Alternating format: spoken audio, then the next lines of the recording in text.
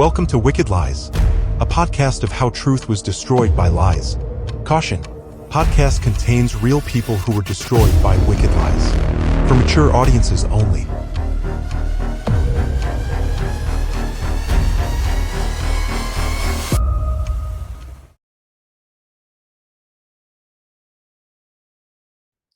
Welcome. I'm Dawn Wolfson, President of Advocates for the Falsely Accused, and we are a nonprofit, non-political, non-partisan, I should say. We are a political organization who supports people who have been falsely accused of a crime in the United States. Specifically, we're US-based.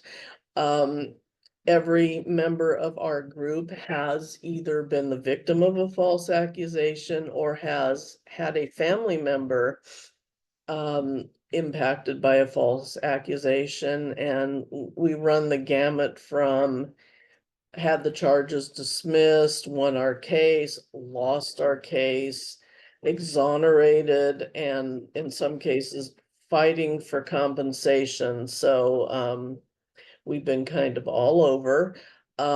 We recognize how devastating it is, even when you win your case, to be falsely accused of a crime that you didn't commit. And the purpose of this event is to raise awareness and hopefully support people who are going through it. So with that, I am going to introduce our keynote speaker, Orion Monroe. Orion is the author of Butterfly. He's an AFA board member, writer, and producer.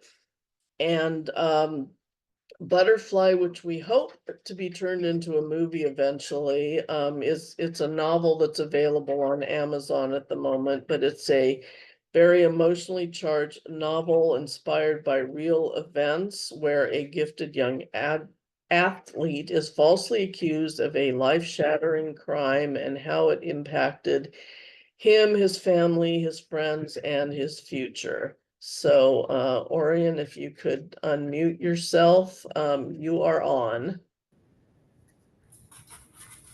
Good afternoon.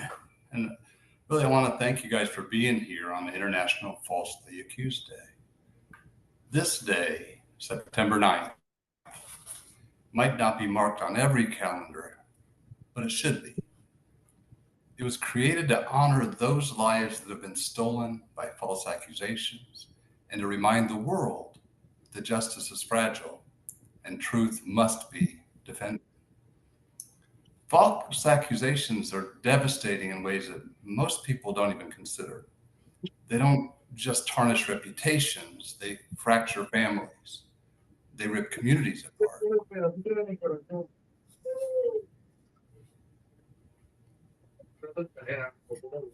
Is there somebody talking to me? Okay. I'm sorry. Apologies. It's okay. I need to mute myself. They take futures filled with promise and replace them with stigma and despair. I want you to imagine for a moment. You wake up one morning as yourself, a professional, a parent, a student, a doctor, a neighbor. By nightfall, the world sees you as a criminal. You know you're innocent, but the accusation itself is enough to poison every relationship and every opportunity. The whisper spreads faster than the truth. And even if years later, the courts finally declare you innocent, society doesn't forget. The suspicion lingers. You're forever the one who was accused. And as one exoneree once put it, I got my freedom back, but I never got my life back. International Falsely Accused Day is about refusing to let those voices be lost. It's about truth, courage, and solidarity. I think we really need to confront the scope of the problem. In the United States, studies estimate that between 2 and 10% of all people in prison are innocent. That's not a rounding error. At the low end, 2%, it means that more than 40,000 innocent people and women, men and women, are behind bars today. At the high end, it's closer to 100,000 lives stolen. Since 1989, the National Registry of Exonerations has recorded more than 3,600 exonerations. That's thousands of individuals who were convicted of crimes, often violent crimes, and later proven innocent. The average exoneree served more than 8 years in prison. Some lost 20 or 30 years, entire lifetimes spent in cages for crimes they didn't commit. And then there's death row. A groundbreaking study found that nearly 4% of death row inmates are innocent, 1 in every 25. That means every time 25 executions take place, statistically, one of them may be the execution of an innocent person. This isn't justice, it's state-sanctioned tragedy. But remember this, exonerations are only the cases we know about. For every documented wrongful conviction, how many others remain hidden? How many innocent people died in prison before evidence surfaced? How many gave up hope, exhausted by the appeals process? How many, like the protagonist in the novel Butterfly, never even made it to prison because the shame and isolation of being accused were too much to survive? So how do these tragedies happen? How does the system fail so catastrophically? The leading cause is false accusations or perjury. In about 70% of wrongful convictions, someone lied, and the system believed the lie. Sometimes it was a mistaken witness. Sometimes it was someone trying to protect themselves. Sometimes it was pure malice. But once the accusation was made, it carried the weight of truth that could not be overcome. And here's what makes it even more alarming. In many cases, there's no physical evidence at all. No DNA, no fingerprints, no video footage, no corroborating proof. The only evidence presented in court is one person's testimony, a finger pointed across the room. And that was enough to destroy a life. Think about that. In the absence of science, in the absence of facts, in the absence of corroboration, the justice system will still take one person's word and call it truth. And once that word's spoken in court, it is extraordinarily difficult to undo. Then there's eyewitness misidentification. We like to believe memory is a video camera. Well, it's not. Memory is fragile, influenced by stress, suggestion, even racial bias. Yet juries trust eyewitnesses more than any other evidence. Eyewitness error has played a role in over 2/3 of DNA exonerations. And then there's official misconduct. Prosecutors and police are under immense pressure to secure convictions. In more than half of all exonerations, misconduct played a role. Evidence was hidden, witnesses were coached, juries were misled, sometimes it was corruption, sometimes it was tunnel vision. No matter what way, the result was the same: innocent lives destroyed. And in flawed forensic science, coerced confessions, and the relentless pressure of public opinion, you have a system that just doesn't make mistakes, it manufactures them. But not every false accusation comes from error or misunderstanding. Sometimes people just lie. They lie out of revenge, they lie out of jealousy, they lie to cover their own mistakes. And sometimes they lie simply out of meanness, because destroying someone else gives them power. We've seen it in custody battles where one parent fabricates claims to win in court, in bitter breakups where an ex-partner seeks vengeance through the police, in workplaces where feuds escalate into fabricated allegations. In these moments, accusation becomes a weapon. And the system, eager for closure, often arms the accuser without question. What makes this especially dangerous is that the lie requires no evidence. The burden shifts instantly onto the accused. They're forced to prove their innocence, a nearly impossible task. Meanwhile, the accuser often faces no consequences when the truth finally surfaces. It's one thing for a system to make mistakes. It's another for lies to be tolerated, rewarded, and believed without scrutiny. Until we confront that reality, false accusations will continue to destroy innocent lives, not by accident, but by deliberate cruelty. There's another layer to this, though, one we don't talk about enough. As a society, we're more interested in entertainment than facts. And innocence, sadly, isn't entertaining. Think about the nightly news, the podcasts, the true crime shows. They thrive on sensationalism, the salacious story of a supposed victim and villain in its gripping. Viewers lean forward, ratings go up. But the quiet truth of someone's innocence, that doesn't sell commercials. That doesn't go viral. Accusation becomes spectacle. Courtrooms become theater. Reporters are eager for headlines that shock, not facts that bore. And in this environment, a single accusation is more valuable than 1,000 facts. Once a story paints you guilty, the truth will never catch up. This is why people like Davis and Butterfly are destroyed long before any trial. The accusation sells itself, and it becomes the conviction. Innocence never has a chance because innocence is quiet, and quiet doesn't get clicks. So ask yourself, what does it say about us that guilt entertains us more than truth? What does it say about a culture when it would rather binge a lie than wrestle with facts? Until that changes, the falsely accused will continue to be consumed as characters in someone else's drama, rather than as human beings whose lives matter. In fairness, the problem's not unique to America. In the Netherlands, a nurse named Lucia de Burg was accused of murdering patients under her care.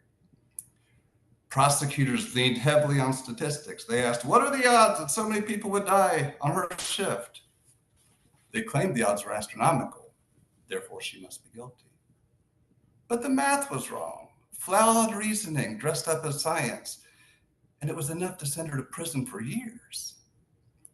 Eventually, after a long battle, her conviction was overturned. She was declared innocent, but by then her reputation was ruined, her career was destroyed, and years of her life were stolen. Her case is a chilling reminder.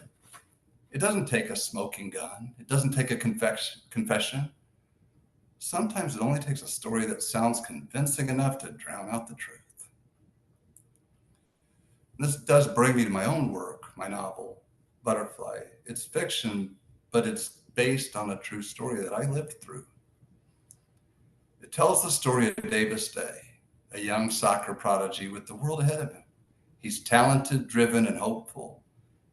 But a false accusation changes everything. Overnight, he becomes the villain. His name is smeared. His reputation collapses. His dreams vanish. Like so many people, Davis is pressured into a plea deal. He's told that it's the smart choice, that fighting the charge will only make things worse. He agrees, not because he's guilty, but because he's trapped. The stigma grows heavier. Friends drift away. Teachers treat him like a lost cause. His community no longer sees him as Davis the athlete, Davis the son, Davis the dreamer, but only as Davis the rapist. And eventually he breaks.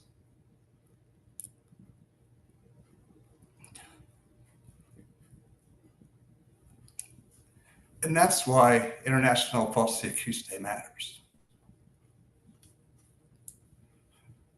This day began in the United Kingdom, but has grown into a global movement recognized in the United States, Ireland, Australia, and beyond. Wherever there are courts and prisons, there are wrongful accusations. And wherever there are wrongful accusations, there must be resistance. This day is about truth. It's about reclaiming dignity. It's about saying to the world, we believe you, we stand with you, you are not forgotten. Organizations like the Innocence Project have freed more than 375 people in the United States alone through DNA evidence. Each one of these people spent years in prison for crimes they didn't commit.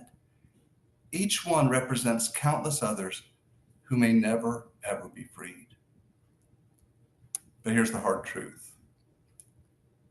The people responsible for these wrongful convictions, police officers, prosecutors, experts who lied and almost never held accountable, many retire comfortably while the innocent lose decades. Until there's accountability, the cycle will continue. So what do we do with the knowledge? First, we tell the stories. Silence is deadly. When we tell stories, we honor the victims, we keep pressure on the system to change.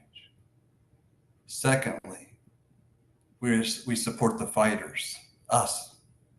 Organizations like the Innocence Project and the local innocence networks are on the trenches every day. They need our support, our voices, our resources, our advocacy. Third, we change the culture. We must stop equating accusation with guilt. We must resist the temptation to assume headlines tell the whole story. We must demand due process, real evidence, and accountability.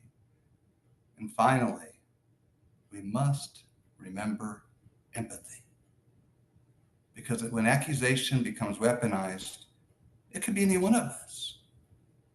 The falsely accused aren't strangers, they're our neighbors, our coworkers, our sons and daughters.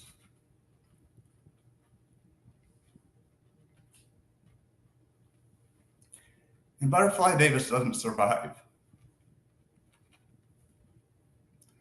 The lie is heavier than his hope, and his story ends in silence. And that should haunt us. But the story also challenges us. It asks, how many more Davises will there be before we change? How many more lives will we sacrifice due to convenience? International Falsely Accused Day gives us a chance to answer with courage, to remember those we lost, and to fight for those still trapped, and to promise that their suffering won't be in vain. So please read the book. Encourage others to do the same. If enough people are talking about it, they'll be talking about the growing global issue of accusation without accountability. Help get the story out of there, promote the cause, and help us start a narrative. And if you're not a reader, don't read the book. Get involved. Advocate for people. Be the light. It's a great honor to speak for you. I really thank you. And hopefully I gave something for you to think about. I appreciate you. Thank you, Orion. That was amazing.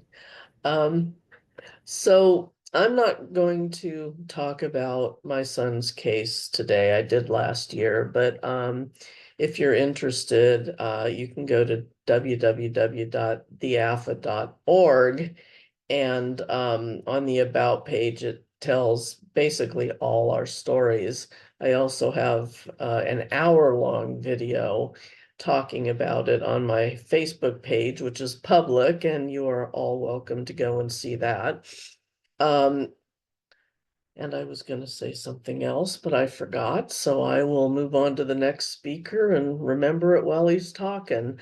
Our next speaker is Harry Crouch. He's the president of the National Coalition for Men, and he is going to talk about the anatomy of a false accusation, the Jerry Cox case. So Harry, welcome. Go ahead and unmute yourself, and you're on.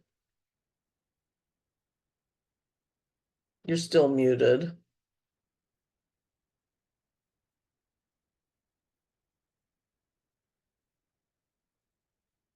And I can't unmute. Oh, there you go. Okay. I have a couple monitors over here, so every once in a while my cursor gets lost and I don't know where it's at. But good morning, everybody. I hope this window gets a little bigger because I want to share something on the screen. Let me see if I can do that. Harry, I will need to make you co-host in order for you to be able to do that, so give me just a sec. Okay.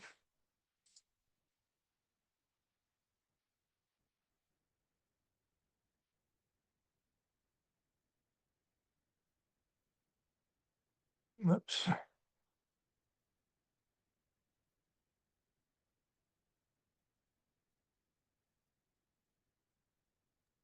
I can see your screen. Okay. Not sure which one you're looking at. Hang on a second.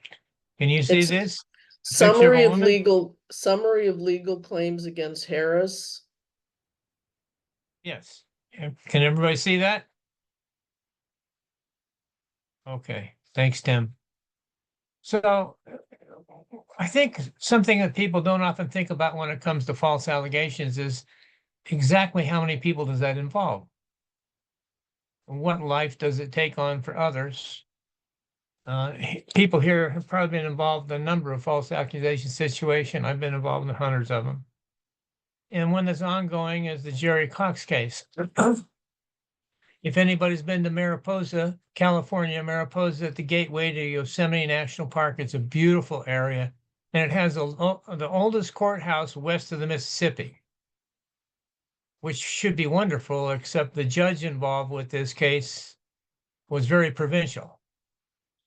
And so part of false allegations goes beyond the allegation. It involves the integrity of those people who are on the other side of it. And sometimes that integrity is no longer in question. It's just obvious that it's biased for one reason or another. So here comes along Ms. Harris. And she meets online, a dating site, Jerry Cox. And Jerry Cox at that time had 417 acres and an agritourism business, and a large herd of bison on his 417 acres in the mountains just outside of Mariposa and pretty much adjacent to Yosemite, a beautiful place. And he built all the log cabins himself, all the buildings himself, done everything. And so here comes Harris. They hook up and they have sex at one of the cabins for a few days.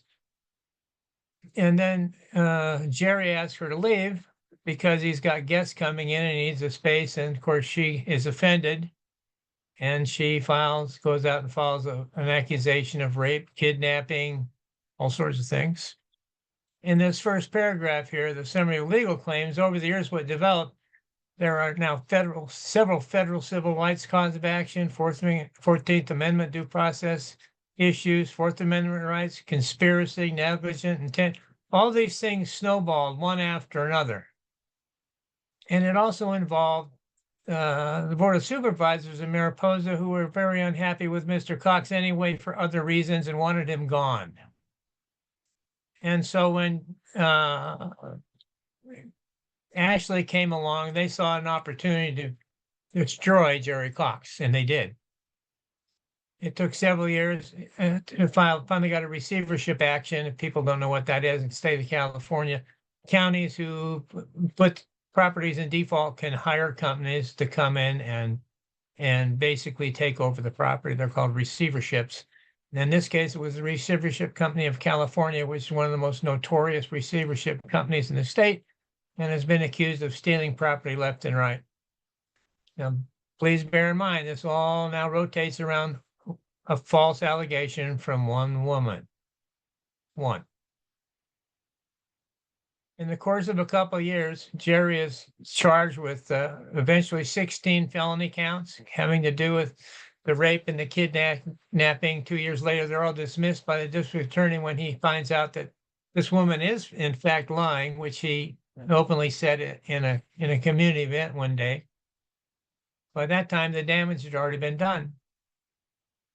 The county had come after Jerry's property, commingling the rape charges, defaming the Jerry Cox to his friends, the public, all through the county. And we got involved early on. and our vice president, Mark Angelucci, stepped in to represent Jerry for free. For those who know about us, you know that Mark was murdered several years later, and other attorneys have stepped in. We still have people in our organization helping move this case along, and I'll get to that in a bit. So what I wanted to show was how many people are involved in this thing, this one false allegation. How many? What sort of damage did it do to all sorts of people in all sorts of different places? If you look at this list here, we start out, law enforcement was certainly involved. These deputies, William Atkinson and Wesley Smith, are both now being sued for complicity, working with Harris and the county to manipulate the evidence and create situations that didn't exist. I think some of you probably heard about that in your own cases. Medical and forensic support. The forensic nurse was rumored to have been ideologically impaired, and the results became inconclusive, even though there was no rape. And then after a year and a half or so, the FBI finally got a hold of her phone and did a forensic analysis of the text messages, and which clearly showed that she was not kidnapped and raped, because she made over 166 calls or texts from the cabin in which she said there was no way for her to communicate from, that sort of thing. So it became more and more apparent about her lies, but it took a couple of years. Private investor Michael Konzecki, who's one of our advisors and a friend of mine, still working for Jerry, well, not as much like he used to because the cases are different. And he spent hundreds and hundreds of hours literally going through this on behalf of Jerry Cox. And Fred, I can't pronounce his last name, is now the attorney representing Jerry on civil rights cases filed against the county, Ashley Harris, and the police officers, and a few more people. Keep in mind, as I go through this, all this took place because of Ashley Harris. She was the catalyst that caused all this. And keep in mind, what are we talking about in terms of resources, community resources, government resources, money spent, tax dollars, all those things. Keep that in mind.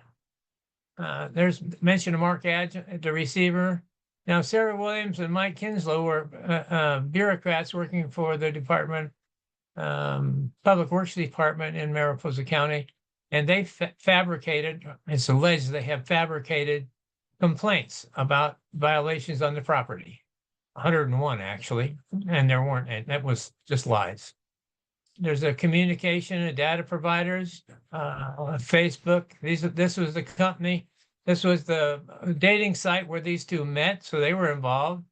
The Mariposa Gazette has covered this case extensively and now is reporting on it every week as the case moves forward.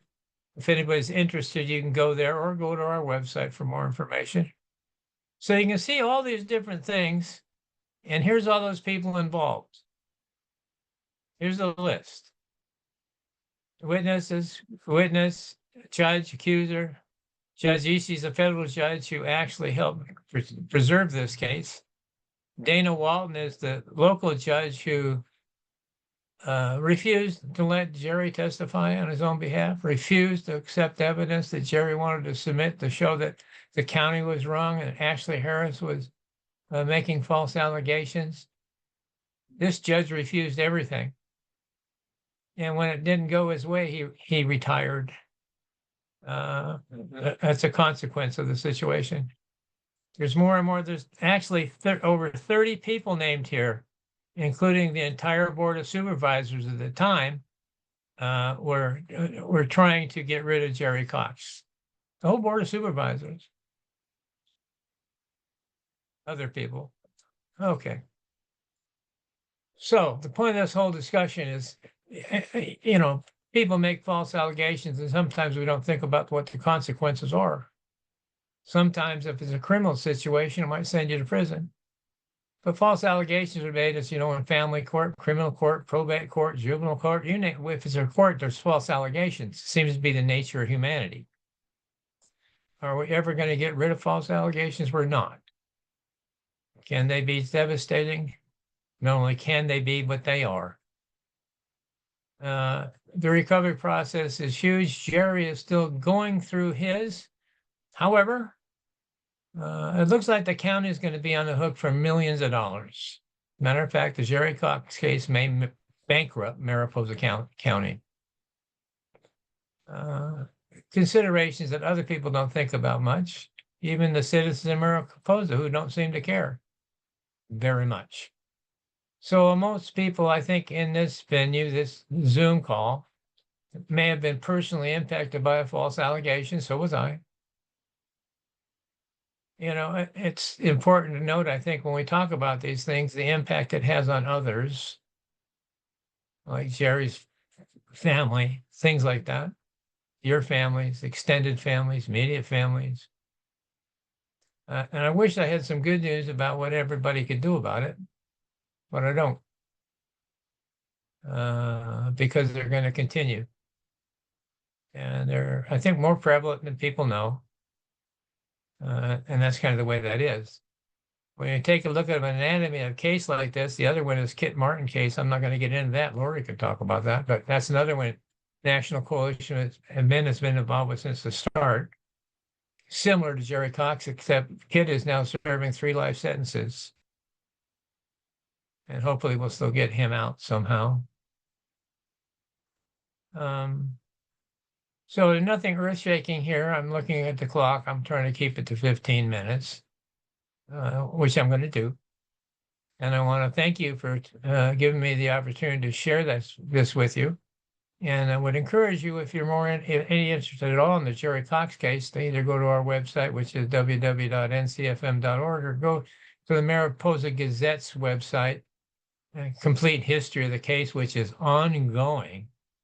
And they just had a federal court hearing, and the trial is now set for some time in the future. And the judge says, don't hold your breath, because the court system since COVID has simply been bogged down in everything. So thank you for giving me the opportunity to share this. I hope the information was somewhat helpful to somebody. Thank you. Thanks so much, Harry. I'm going to steal the share back. I just remembered what I was going to say earlier, which was that AFA right now is basically a support group. We have a support meeting every Sunday at 4:30 Pacific on Zoom. If you've been impacted by a false accusation and want to talk to other people who've been in the same boat, we have that every first Sunday of the month. A couple of other things. One is I have seen some small dribs and drabs of positive legislation, such as one of the states back east passed a law not allowing police coercive or dishonest interrogation of developmentally disabled people. We passed a similar law here in California that got kind of watered down, but they can't do that to minors anymore. So, you know, there's little bits and pieces of positive signs, but long way to go to get away from this whole culture of pushing plea deals and, you know, being treated like you're guilty until you can prove you're innocent and so on.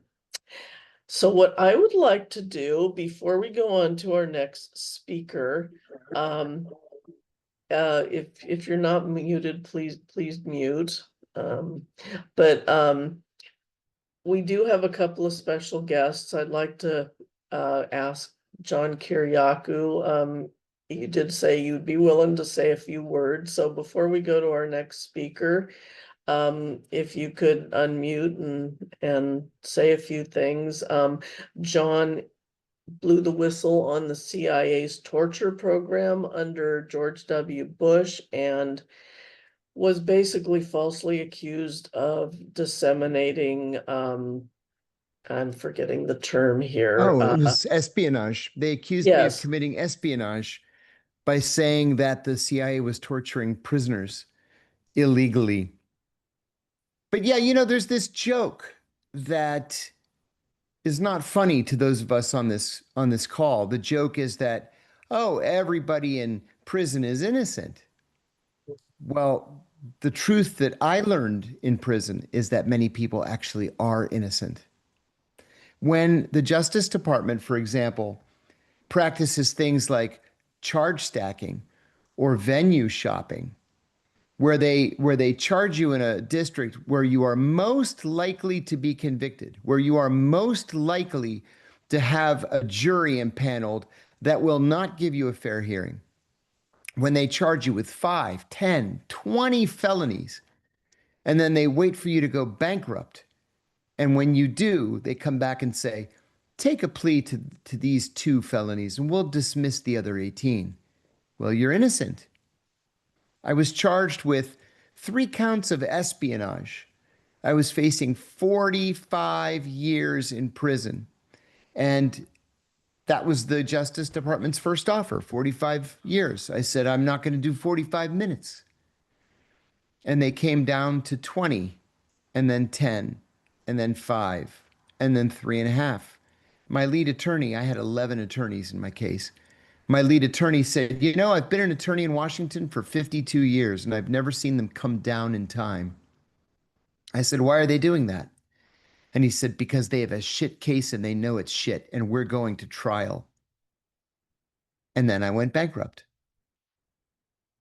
I still owe my attorneys $1,150,000 that they will never, ever see. But the government finally came back and said, okay, 23 months.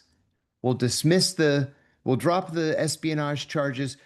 You plead to this obscure law, the Intelligence Identities Protection Act of 1981, and we'll just leave it there. 23 months. I said to my attorneys, I want to go to trial, but if I go to trial and I lose, what am I realistically looking at? And they said 12 to 18 years. Take the deal. One attorney said, he got very angry and he got in my face and he said, you know what your problem is? Your problem is you think this is about justice, and it's not about justice. It's about mitigating damage. This can be a blip in your life, or it can be the defining event in your life. Make it the blip. I knew I was innocent, but I took the deal. I took the deal, and I'm a convicted felon. It doesn't matter how patriotic I am. It doesn't matter how many podcasts I go on. It doesn't matter, how many foreign governments have asked me to advise them on their own whistleblower protection laws. The fact of the matter is, I'm a convicted felon. The government confiscated my pension, and so I have to work until the day I die. And I'm not even allowed to enter Canada because I'm a dangerous national security criminal. So whenever I hear about things like Club Fed, and I want on the record, there's no such thing as Club Fed. Prison is prison. You're in a cage. Whether it's a slightly nicer cage than the one across the street, it's still a cage. And number 2, there really are innocent people in prison who just simply could not afford the best attorneys in town, or to drag this thing on, or to go to trial. I was in prison. I won't get too far afield, I promise. I took this plea because I had 5 kids at home. And I just couldn't risk going to prison essentially for the rest of my life. So I took the deal. But I was in prison with a guy, very religious guy, very Catholic, 7 children. And I said, Pat, what are you in for? He said, well, I'm innocent. And I said, yeah, I know everybody's innocent, but what are you in for? And he said, arson of an occupied building. And I said, honest to God, I can't even imagine you setting fire to a building, let alone a building that people were in. He said, I didn't. My father-in-law did. But he said, I don't make any money. My father-in-law gives us $10,000 a month for the kids. He said he set the building on fire. And then when the cops determined it was arson, he told me that he would continue sending money to the kids for every year that I was in prison. He said, so I just took the deal. Well, there were a lot of people like that in prison. And I think that there are a lot of different people that we can point the finger at. It's not just the prosecutors, it's the judges, it's the whole system. The whole system is corrupt when prosecutors can spend, like in my case, can spend $6 million investigating you and trying you and putting you in prison. And there's just no possible way that you can spend that kind of money to defend yourself. So one thing that I learned the hard way is the system is broken, the system is corrupt, and no one in any position of authority is doing anything to fix it. Dawn, thank you for inviting me on this. I think it's very important. Thank you so much. I really appreciate you speaking. I read something recently that said that the prison system was what we do with our excess people, and it almost seems like that's a little bit too true. Okay, so our next speaker is Brian Kelmar. Brian is the president and co-founder of Decriminalize Developmental Disabilities, and people on the autism spectrum and with other developmental disabilities are at a severe disadvantage. My son was one of them, just at a severe disadvantage when dealing with the criminal justice system. Not that anybody is at an advantage, but they're unequipped to cope with questioning and so forth and so on. And it's very easy to use a disability as a reason why you're guilty, as opposed to a mitigating factor. But anyway, I will let Brian talk about it. So, Brian, if you could unmute, please, you're on. Okay, thank you. Can I share my screen? Yeah. Let's see if that will work.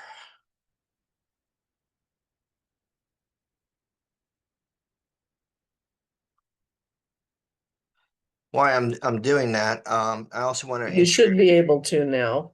Okay. So while I'm doing that, I also want to introduce the other one of our other co-founders, Carol Nesteikis, who is on the line here. And Carol, if you could just say hello real quick, and I'll talk about our organization for us. Hi, everyone. I'm Carol Nesteikis, one of the three co-founders of D3, and good to see everybody here. We do need to continue this fight for all the falsely accused. Hey, Brian. Thanks, Carol. So before I get started in the presentation, I wanted to mention a couple stories that are happening right now. There is a gentleman with autism named Robbie Robertson in the state of Texas, and it has been on 2020, 60 Minutes. What happened was he is an autistic father, had a child, and the child actually died from their medical issues. But when the police showed up, he was acting funny, right? Because he has a developmental disability. So he has very set ways in what he does. So he had to make the sandwich and make sure he was ready to go to the hospital. And the police officer thought that was weird. So when he got to the hospital and the child actually ended up dying, the people in the hospital said, yeah, he was kind of weird. Well, he has autism. So anyway, they convicted him. He is on death row. He was actually supposed to be executed this past May. The Texas General Assembly knew and was fighting for him. So what they did is they required him to be present to present to the General Assembly, which canceled his death penalty. Turns out the child died from other medical issues. They tried to say it was shaken baby syndrome, which there is no such thing. Even though the detective who pushed to have him charged actually has gone on the offense to get him decriminalize, but the governor will not vacate his stay, and he is subject to the death penalty here within the next few months. The Autism Society, along with Project Innocence, is actually working on the project, but it's a very challenging one because the governor's not relenting at all. And here's a person, basically, he is going to die because he has autism. A very awful story. Carol and I also hold what's called a wine and wine, and we have all of our, or as many of our members that like to join us, and they talk about their case. And we had one last night, which was a positive outcome. Her son was autistic and had a fatal traffic accident, which somebody else died. They tried to get him for DUI, thinking that he was drunk when he was really autistic. I don't remember, Carol, was it months or years that she has been fighting this case? Do you remember? Years. Years. I think it was 8 years that she was fighting this case. And they finally, just within the last month, they threw the case out. But it took 8 years of her fight and struggle to prove his innocence. And John, similar to your case, they had no evidence. They had police that were fabricating their statements, and they were later, identified. And I'm not sure what happened to them, but here's a person that a parent is struggling with their child who has autism and is now fighting the criminal justice system. And she was how she survived, I don't know, but she is very jubilant now. But that was at least a positive story. Our organization is called Decriminalize Developmental Disabilities because that's what it is.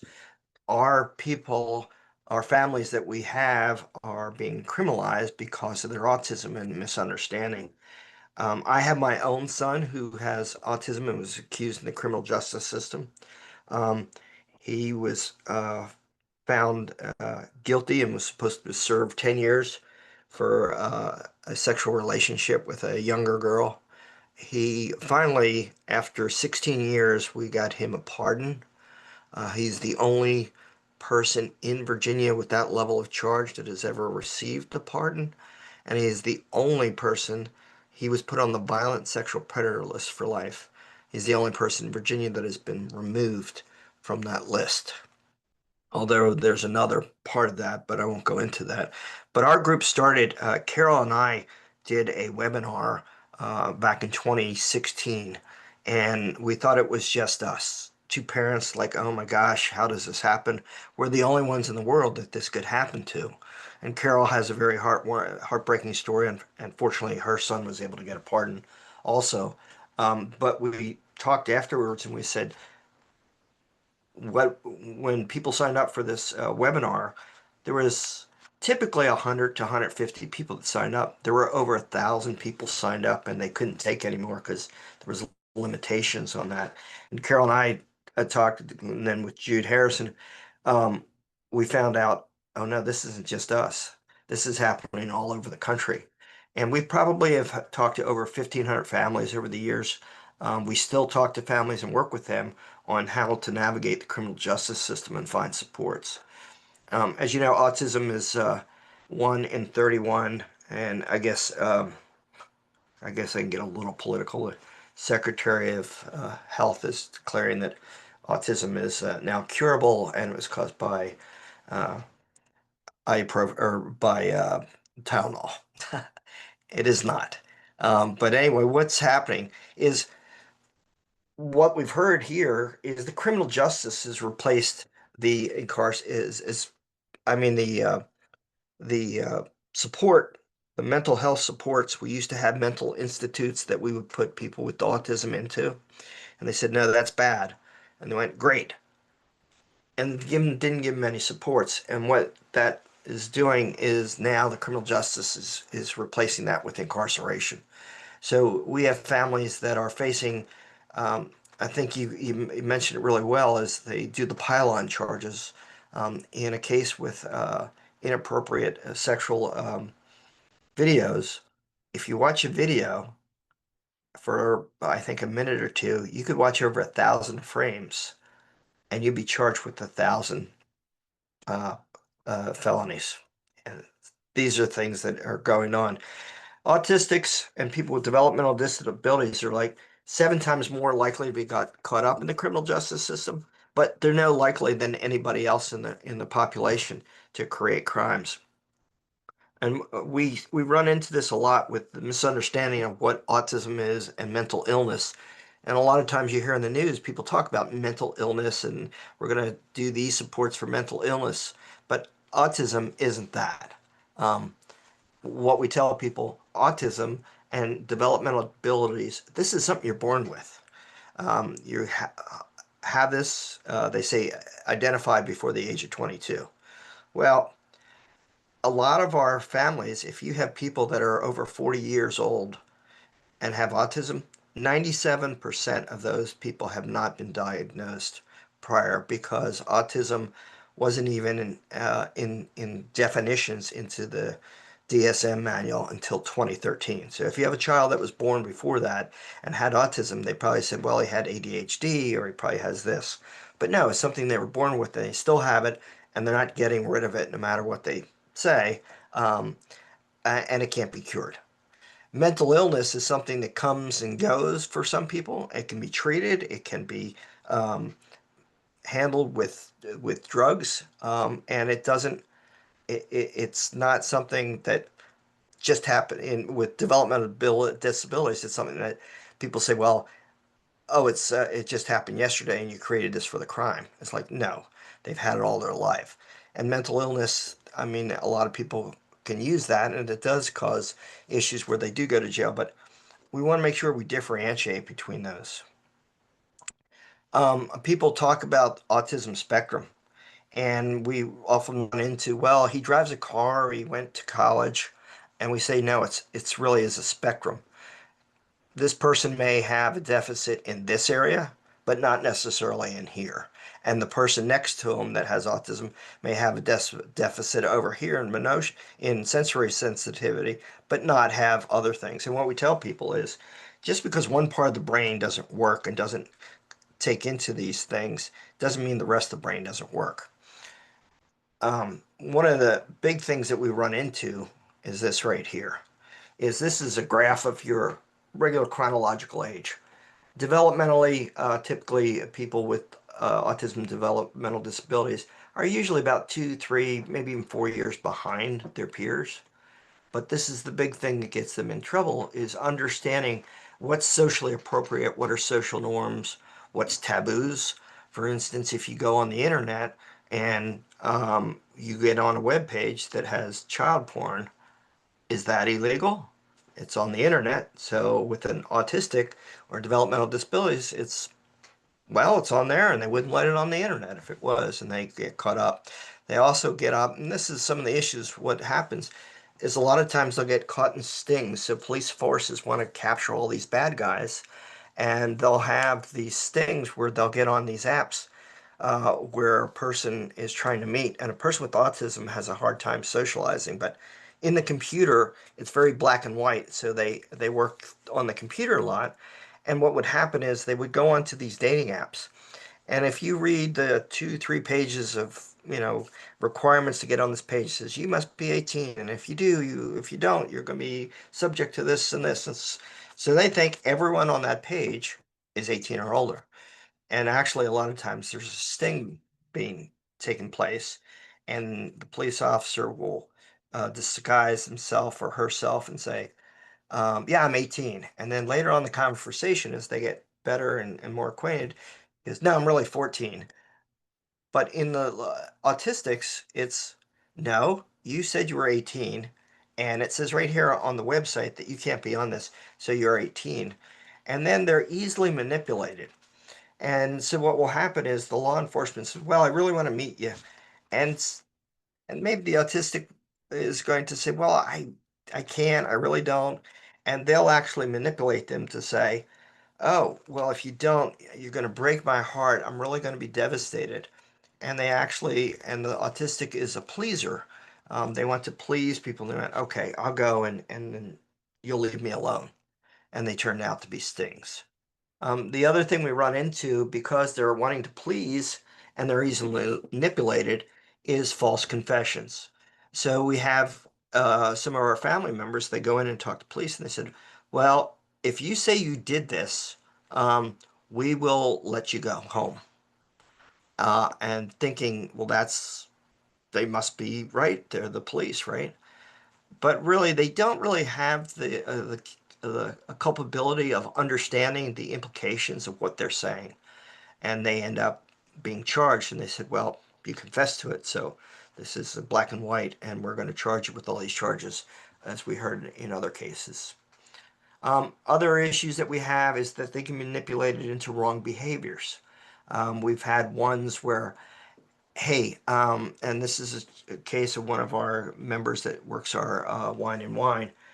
The kids in the high school said, hey, you need to go up and hug that girl. Just grab her from behind, and that's going to be really cool. And this kid went, okay, I'll do that. And he did.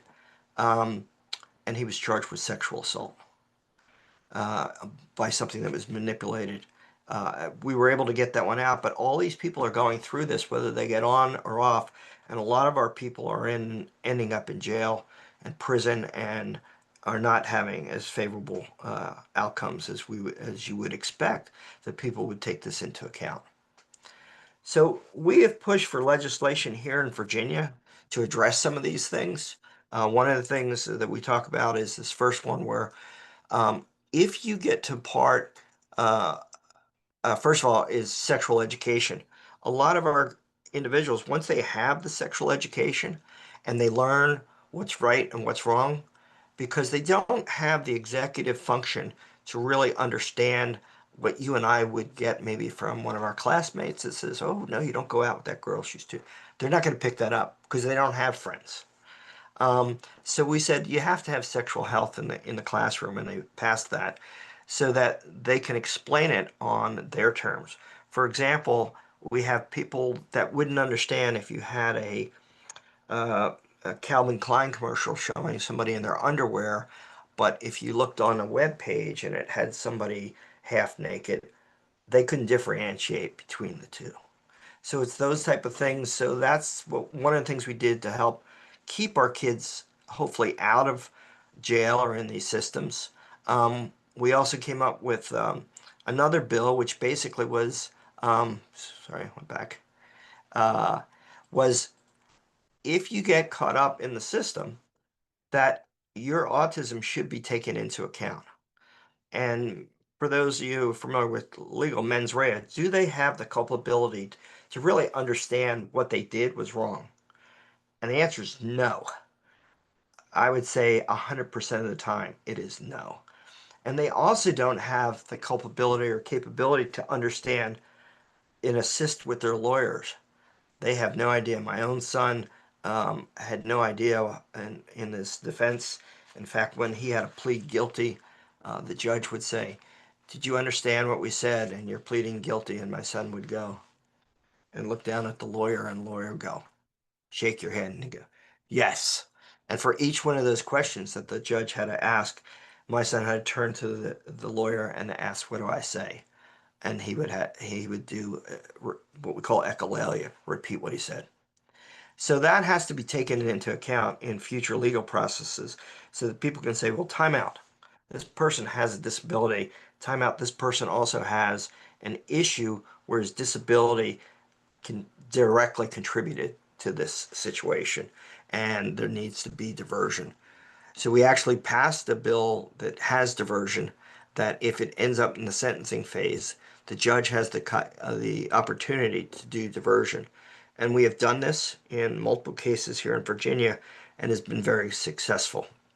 And we're trying to roll out these similar laws across the country. One of the things in the prisons can be literally a death sentence for an autistic. Sensory overload issues, light, sound, smells. This is like fingers on a chalkboard 24/7 for people like that. The manipulation that we talked about, prison rules and prisoner rules, right? Which one do you follow? can often end up in them being seriously hurt or killed. So we came out with revising policies in prisons to adjust that here in Virginia. We were able to pass this last year with the Autism Society law enforcement training so that they're trained in recognizing autism. But these are just tips of the icebergs that we're trying to roll out across the country. We have some legislation that we want to try and work on going forward. One is, how do we divert these kids from the criminal justice system, not at the end, not in the middle, but at the beginning, so that when they're brought in, people say, time out, this person has autism. Because, I mean, I've worked with these people in my own son's case. The judge said at the sentencing, clearly, this individual has a developmental disability that contributed to this case. But unfortunately, the Commonwealth of Virginia does not recognize or take into account developmental disabilities. And that's why I've been very proactive in speaking about this. You talked about interrogations. Again, with autistics, they can easily be manipulated. And we're trying to introduce a bill where it safeguards children and individuals with developmental disabilities because, as you saw in that graph, they may be 20, but their social development is that of a 5-year-old. And this is really a product of an incident we had here in Virginia. A 5-year-old who has autism was playing on the playground, lightsabers, like he was the Jedi Knight.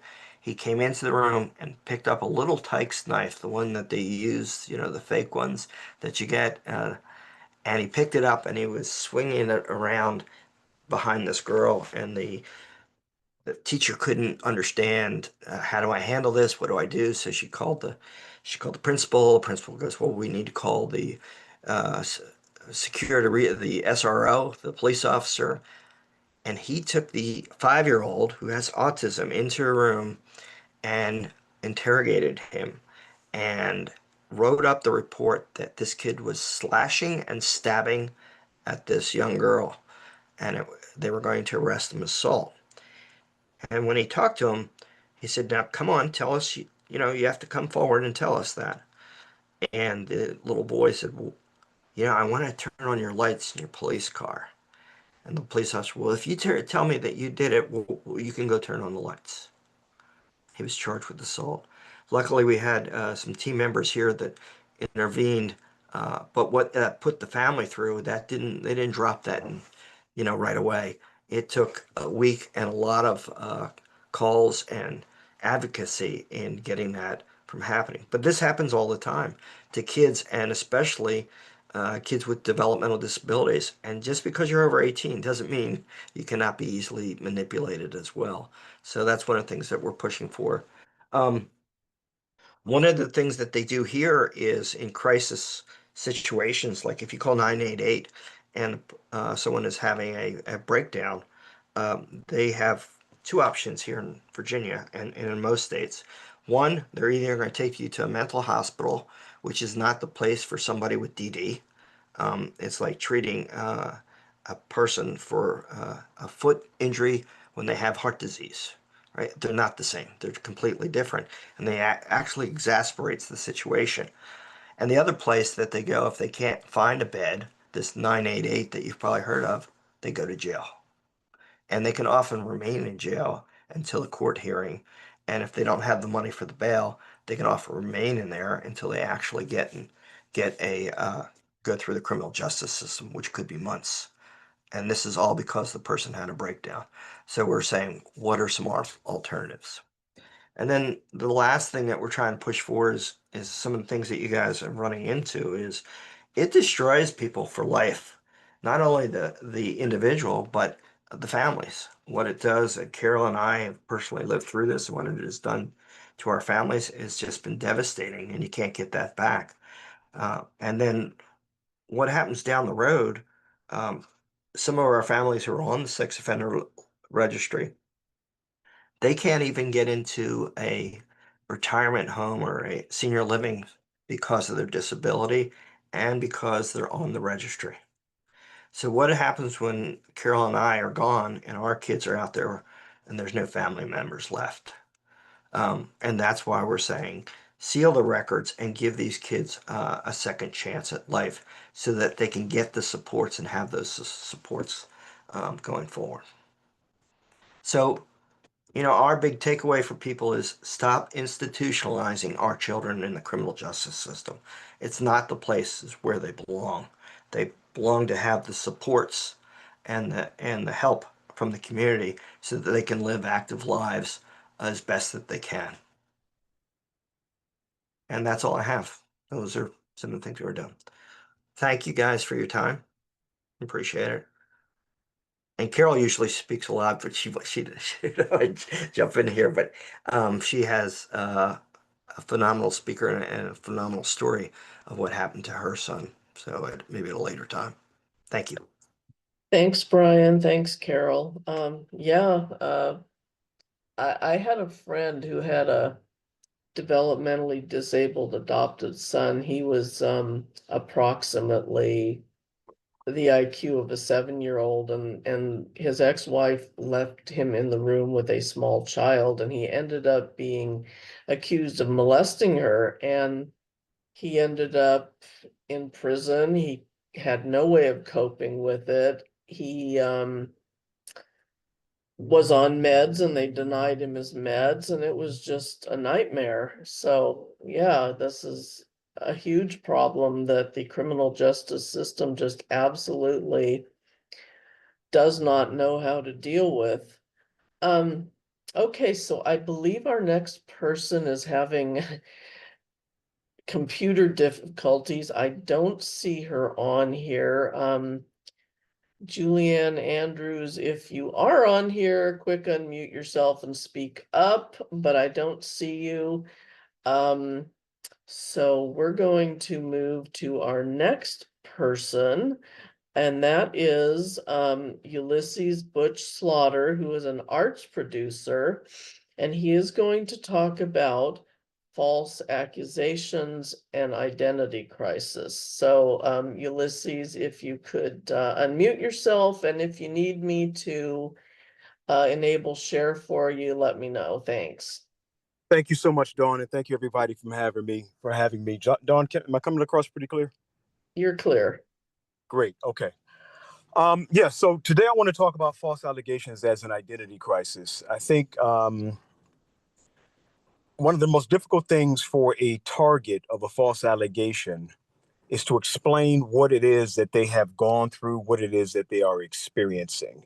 For people who have never been falsely accused, it's an entirely different world. And I believe that it requires the target, and I'm saying target instead of victim, because a victim is very different than a target. I'll explain that in a moment. But I believe that the target has to be able to remember who he or she is. It is crucial for them to be able to deal with the intentional attack on their identity in order for them to move forward through whatever case or process involved with false allegations. I want to start with talking about some of my identity, and it's very important for me to always go back to my beginnings as a child, growing up in Chicago with my mother Clarice, whose name means clarity, and my father Ulysses Grant Slaughter Sr. I had no respect whatsoever for the name Ulysses as a child. I didn't know anything about the Odyssey. I didn't know much about the president. I didn't know that the name meant resourceful. I didn't know any of that. I was so used to being called useless as a child because the children in 3rd and 4th grade don't know how to say Ulysses. And if they do, they would prefer to say useless anyway. So anyway, one of our rituals in our home with me, my mother, my sister, and my brother was every Sunday morning we would wake up and we would wash clothes. We would prepare ourselves for the week ahead, and we would listen to music. And one of my favorite songs that we would sing is a song by Stevie Wonder. That song is called As, A-S. It is on a album that he calls Songs in the Key of Life. And there's a particular line in that song that says, "We all know sometimes life's hates and troubles can make you wish you were born in another time and place. But you can bet your life, and that in twice as double, that God knew exactly where he wanted you to be placed. I sing that song probably twice a week, even today. And that song still has a very important part in making my identity and shaping my identity. On June 25th, 1978, a Sunday morning, I heard 2 gunshots go off in my home. And I woke up to find my mother, Clarice, laying outside of my bedroom door. She'd been shot by my father. And before the shooting, I heard my father tell her that if she tried to leave, he would kill her. And she shouted back, "Kill me." And he did. And in order to get out of my room, I had to step over my mother's body in order to get out of my room, in order to get out of the apartment. And right away, the following fall, I wound up in a school called St. Albie's. St. Albie's was a Catholic school. I had never been to a Catholic school in my life. But St. Albie Catholic School was the place where I learned what is called the prayer of St. Francis. The prayer of St. Francis, for those of you all who are not Catholic and not familiar with it, pardon me, I'm literally having a tire change while we're talking. The prayer of St. Francis says, "Make me a channel of your peace. Where there is hatred, let me bring your love. Where there is injury, your pardon, Lord. And where there's doubt, true faith in you." It goes on, but I learned that prayer in 1978, and I continue to say that prayer every day of my life. I learned this prayer 2 or 3 months after my mother's murder.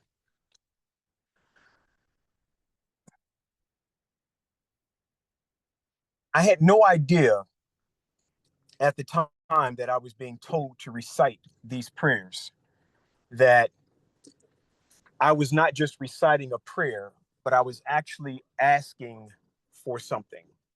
I was literally asking for God to make me a channel of his peace.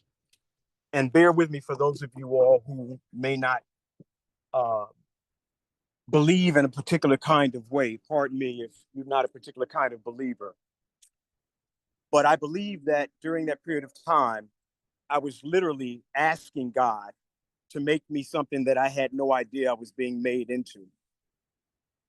So for 33 years, I went without my mother. And finally, at some point, I reconciled with my father. That was back in 2010, about 18 months before he passed away. And I thought that my reconciliation with my father was the kind of the end of my journey, at least the big part of my journey. But I was really, really wrong. August the 4th, 2021, my ex-wife, Pauline B. Thompson, made a false allegation of abuse against me and had me evicted from my home.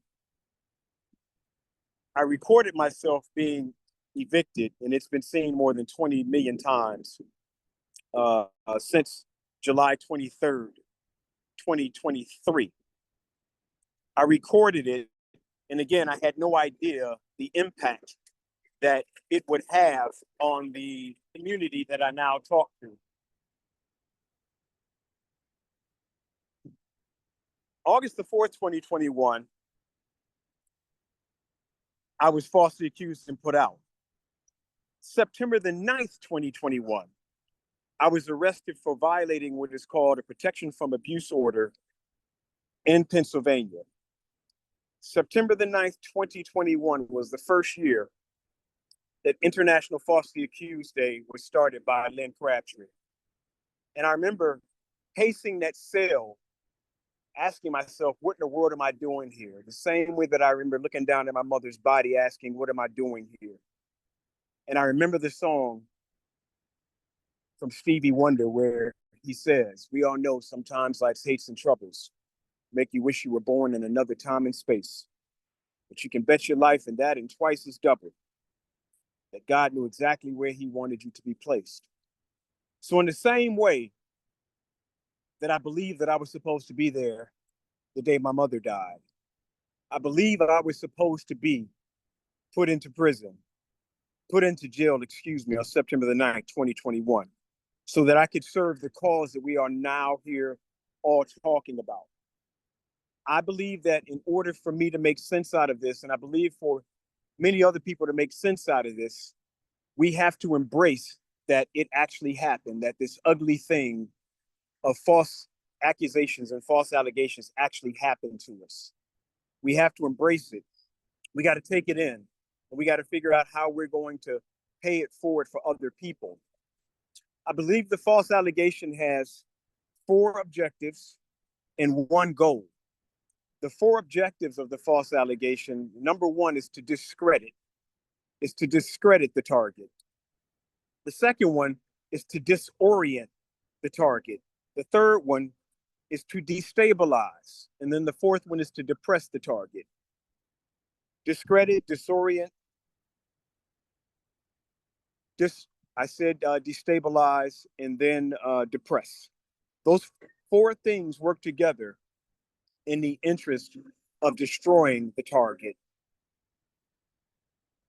I believe that when we come to an understanding of who we are, when we are very firm in our identity, even though we might have an identity crisis, we will be able to pull ourselves through the identity crisis. And I've been able to pull myself through an identity crisis on 2 major occasions. And I remember when one day I decided I was going to put my mother's name next to my father's name. Her name means clarity. His name means resourceful. And I decided that I would take those 2 names and I would be clear and resourceful. And it's what I found myself needing to do in these last 4 years since I was falsely accused and evicted from my home.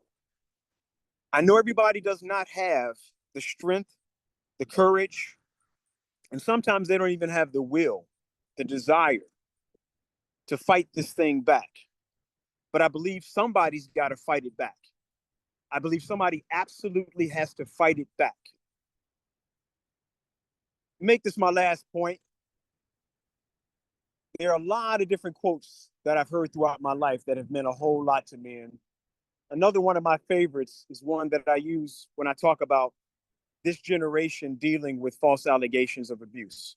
It comes from the writer Frantz Fanon. He wrote a book called Wretched of the Earth. Frantz Fanon said every generation must, out of relative obscurity, define, fulfill, or betray its mission. Again, every generation must, out of relative obscurity, define, fulfill, or betray its mission. And although I know sometimes it looks really, really bad as it relates to what's going on with false allegations, I believe that this generation dealing with false allegations has to define what we are going to fight for. We have to define how we are going to stand. We have to regain and be clear about our identities. We have to be resourceful. And we have to be determined to make sure that other generations don't have to deal with this. So as difficult as it is for us to deal with this, I think we absolutely have to. I think we have no choice. Let me take that back. I have no choice. And I hope most of you feel like you have no choice but to fight this so that our sons and daughters don't have to deal with false allegations. Dawn, thank you so much for allowing me here. I wish I could have done this under different circumstances, but the tires had to be changed. It all happened at the same time. I appreciate everybody who's here, and I hope you'll continue to fight against international false accusations. Thanks, Dawn. Thank you so much for sharing that with us. You know, if there weren't so doggone many false accusations in our legal system and so much time, money, and energy expended on prosecuting them, some actual victims would get probably more attention. Okay, so Our next speaker is Ruben Trevino. He's with AFA and he's president of Warriors of Freedom, and he is a falsely accused survivor like most of us. Ruben, if you could unmute yourself, you're on.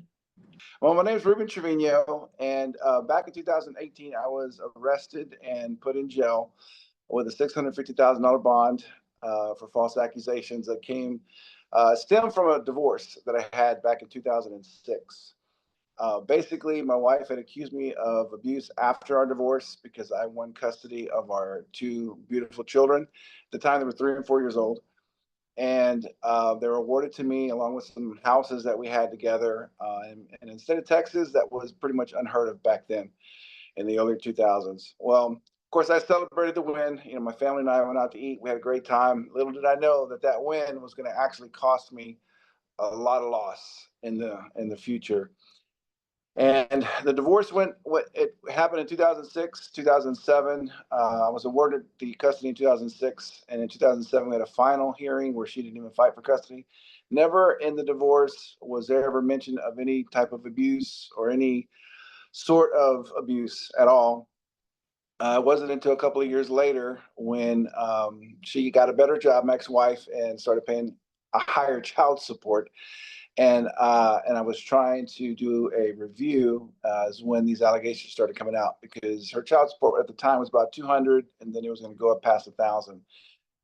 That's when the war started, if you will, and 13 CPS cases followed. We had 2 civil cases as well that were allegations of abuse with her kids and even the kids that we had together. It was a nightmare. And even though that was a nightmare, I had no idea what a true nightmare was until 2018. And now I'm remarried and I have a new wife of 15 years, going on 16 years this October. Her and I went through this together, and we have 2 children together. And so those 2 children are now 13 and 14. And so as a family, we went through this together. We had a teenage daughter who's now an adult that went through it with us as well, and my son. I've got 6 kids, so if y'all want to do the math, 2 children from my ex-wife, and then 4 from my wife now. And 2018, I got arrested, and I got put in handcuffs in front of my kids, and I had no idea what was going on. I didn't know what I didn't know, and that caused an emotional decline for me, and also it did that for my family as well. And went through a trial, which I testified on my behalf. And to make a long story short, because it's a 20-year story, I basically got acquitted of the charges. There was a few charges that were a hung jury, and the DA vowed to retry the case. And then after that, I went through another 2.5 years, because the whole thing lasted almost 6 years between the 2 trials. There was also a civil lawsuit in the middle of the criminal case as well, which cost me a lot of money as well. But at the very end, he finally dismissed the case and he expunged all of the charges. And what I wanted to talk to you about today was life after the false accusations, because a lot of us, we talk about the false allegations and going through them or be prepared for them, but we don't really talk about the surviving people like myself and my family who actually came out of it. And so there's a lot of things I can talk about to kind of teach you and guide you through that process, but also know that there is hope, that there's always hope and there's light at the end of the tunnel, and it's not an oncoming train. One of the things that you want to kind of focus on that's money related is to find a good attorney. So that's the number one key, is to find a good attorney. I know it's easy to say because I did not have a good attorney the first round, but the second round I did. And actually, my attorney actually passed away during the trial, so I had to get another attorney. And it was the second attorney that I found, who was a woman actually, who was amazing. Her name is Jody Lukanen. I don't know where she's at right now, but she's in Texas, and she was amazing. She still is amazing. You have to find someone who believes in your innocence, and she believed in my innocence, and she fought like it, tooth and nail. You want to have good consultants. That's another thing. And I know a lot of this costs money, but you have to find good consultants. I had Dean Tong, which is a consultant out of Florida, Florida. I had Keith Hampton, which is a super attorney out of Austin, Texas. And then there's also consultants for jury selections. If anyone is interested in that, there's consultants for that as well. You also want to get good expert witnesses. Those are extremely important. I didn't have any in the first trial. Even though I was acquitted, I wish I had the money to have the expert witnesses in the first trial. It wasn't until the second trial that I had some people donate and help me with the expenses of that I was able to get Dean Tong and Dr. London and Dr. Connor from Kentucky. I had to do a psychosexual evaluation, which I recommend anyone to do who's falsely accused. We had to go through polygraphs, which I passed. Just as much as you can do to prove your innocence, you need to do it. And so those expert witnesses and those consultants will guide you through that process. One of the best decisions I ever made was hiring a private investigator. She was from Midland, Texas, and her name is Nancy Piety. She's a licensed professional counselor. And I had another ex-cop that was a PI who was not very good. He didn't have any engagement skills, and he was very rough around the edges. So when I hired Nancy, she was sweet and she was wonderful, and everybody loved to talk to her. So she got people that would commit to testify that the first PI was not able to even talk to because they didn't want to talk to him. So she was really amazing. And as far as emotional stuff, because I was talking about money, but emotional, you got to have a good family support. I would suggest a good church family support if you have faith-based friends. And to basically don't try to fight this yourself. You've got people out there. You got people like Dawn, myself. Again, my name is Ruben Trevino. If you want to reach out to me, my number is 361-652-8407. I'm available whenever you need to talk, or if you want some advice, I could lead you and guide you in the direction you need to go, because I've lived it. I know exactly what it's like. There's also a physical part to it as well, but you got to keep your mind and your sanity in place, because you can sink really down to a really deep depression, as some of these other people have talked about. And the free stuff you can do for yourself is read, learn. I didn't know what I didn't know. And so I had to learn. And I learned the hard way on some of the stuff, but it's better to learn from someone else's materials than it is to try to learn on your own, because you're going to make a lot of mistakes. So I did not know that if there's a hung jury, that your attorneys could just withdraw and you have to rehire them. I didn't know that. I didn't know that when you have to rehire them, that they could up the price. Mine went from $30,000 to $90,000, which I thought was very unfair. So I didn't rehire them. I hired someone else.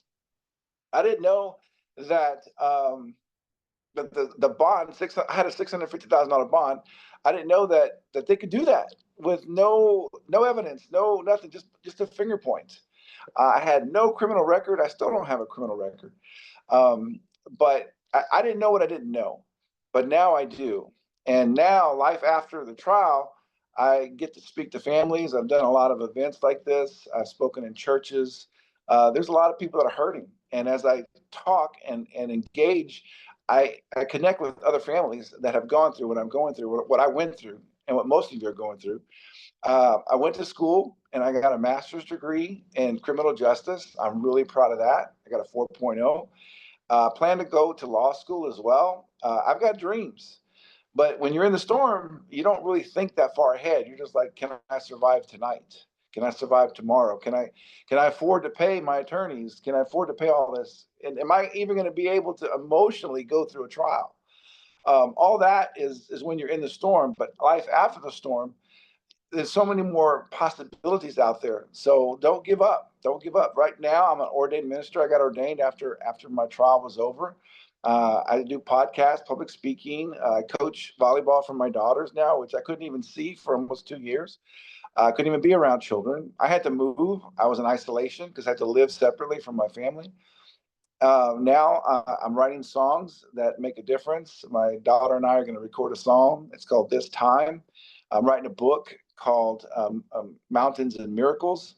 Started a nonprofit called Warriors of Freedom. We have a website, warriorsoffreedom.net, which if anybody can help me build it, that'd be great, because I'm still trying to struggle through that. And I actually got a job just a few months ago working for the state of Texas, which is ironic because the state of Texas was the one trying to put me in prison for the rest of my life. I had 11 charges against me, and one of them was 99 years. That was just one of the charges. And so now I'm working for the state of Texas as a parole officer, which I take great honor in doing. But I just want to encourage everybody out there to not give up.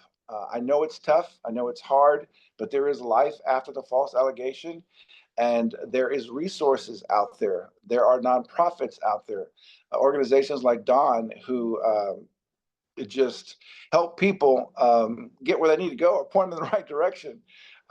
There's resources like Dean Tong, who is also a consultant and an expert witness. And there's great information out there. There's a lot of books out there that can help you survive the false allegation. And one of the biggest thing I want to encourage everyone to do who's been accused, falsely accused, is do not take a plea deal.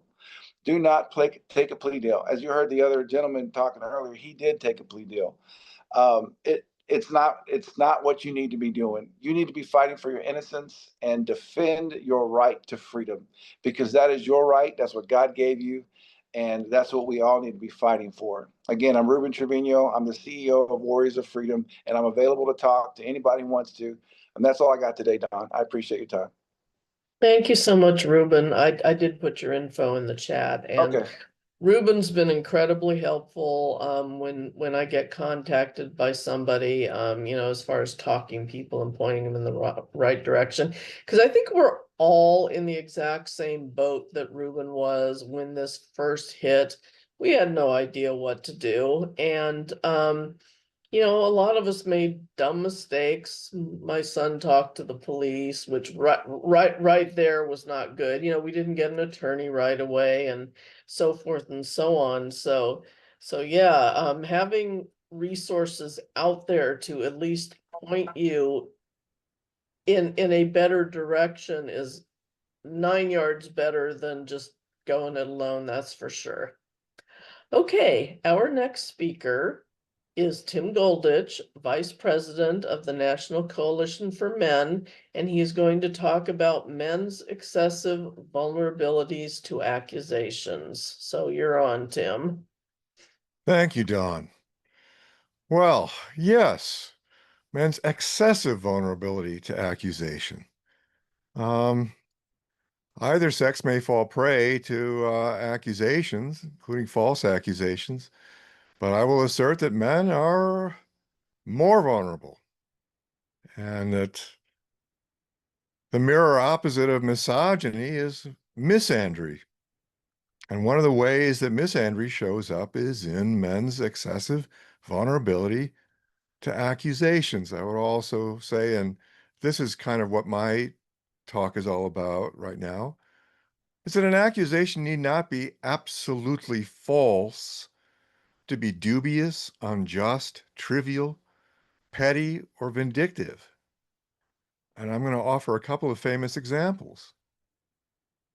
One is comedian Al Franken, who became Senator Al Franken, versus a woman named Leanne Tweeden.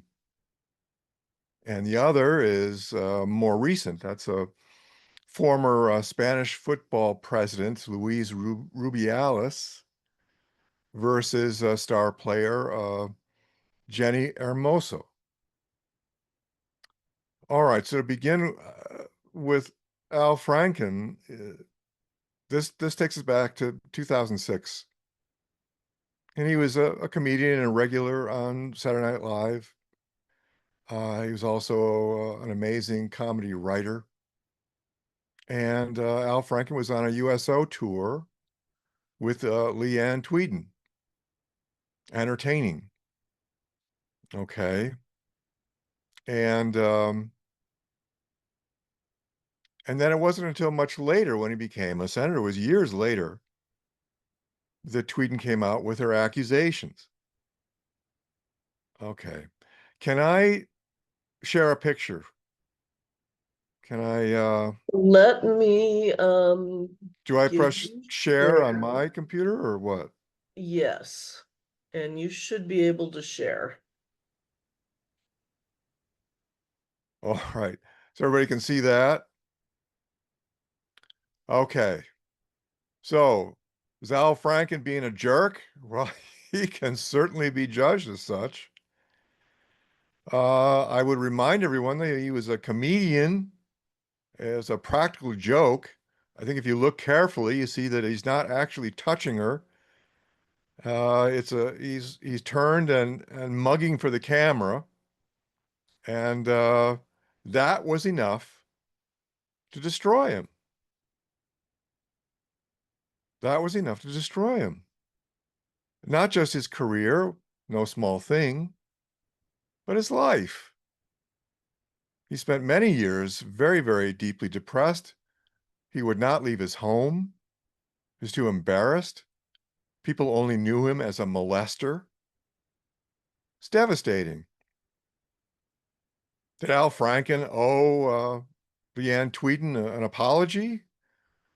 Well, sure, why not? Yeah, I could see that. Maybe she owed him an apology. We don't know. We don't know what she was up to. But yeah, okay, he owed her an apology. Didn't owe her his life, his career, his family, his well-being. All right. The next one's much more recent. That's Luis Rubiales versus star player Jenny Hermoso. Oh my. So he was the Spanish Football Federation president at the time. And he was found guilty of sexual assault, a criminal offense. So again, it's not just that he lost his career. He lost his credibility. He lost his reputation. He lost much of his humanity. And why? Well, because having won this Spanish football cup, the World Cup, he and she were ecstatic. They were overjoyed. They were just ebullient. They were both just wild with joy and enthusiasm. Jenny walked up to him, gave him a bear hug that lifted him right off the ground. And in response, Lewis grabbed her by the face and gave her a kiss. And that kiss was shown in a picture that froze it in time. But if you saw the video of it, you know that it lasted less than a second. And we may say, well, there's a larger principle involved here, that women are suffering sexual harassment. And there might be, much to say about that. That's legitimate. I'm not here to deny women's issues. But I would say, yeah, there's a larger issue involved here. There is a bigger picture. And that is this. In Spain, the birth rate is 1.12 children per woman. It takes 2.1 children per woman to maintain population. They're looking at half the number of children needed to replace the adults. Already I'm seeing articles about Spain where there's towns and areas that are just like abandoned. Yeah, there's a larger principle involved. I'll call it heterophobia. Intersex paranoia. MGTOW, men going their own way. Vast diminishment of intersex love, marriage, and parenting, with terrible consequences to the entire social fabric.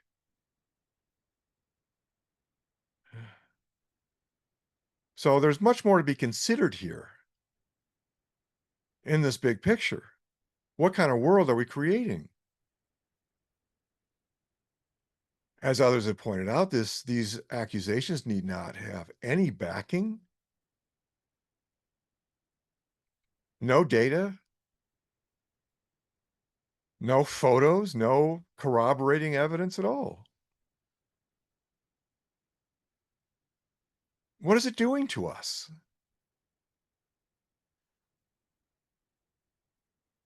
Wow.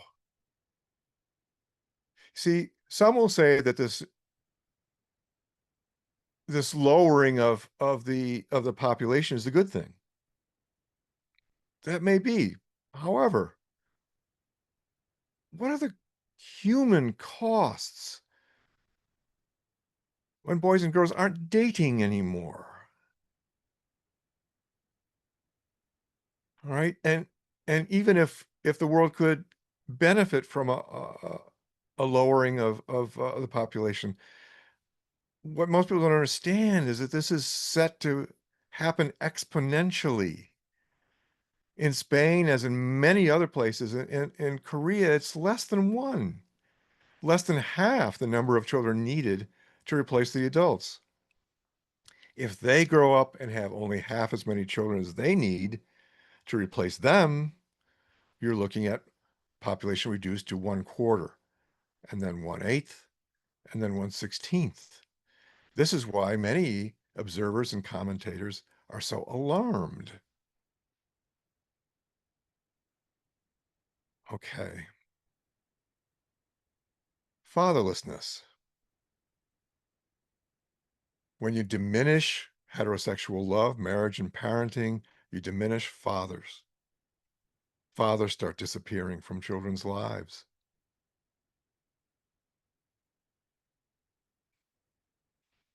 You see, from a male perspective, it's as if women, the whole society has sort of issued 38 snub-nose guns to every woman, and all she has to do is point and accuse. So, of course, many men are afraid. And there's already a lot of complaints that women have that men don't approach women anymore. I'm seeing this all over the net now. I'm also seeing complaints that within businesses, within the work environment, men are afraid to be alone with women. Men tend to avoid women. You know, yeah. Henry Cavill, who played Superman, came out and said that he was afraid to date women in today's environment. And all he got was grief, of course, for it. Might have cost him his career just to say that.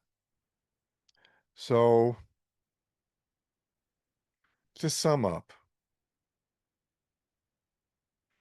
men are excessively vulnerable to accusations, and the consequences are enormous.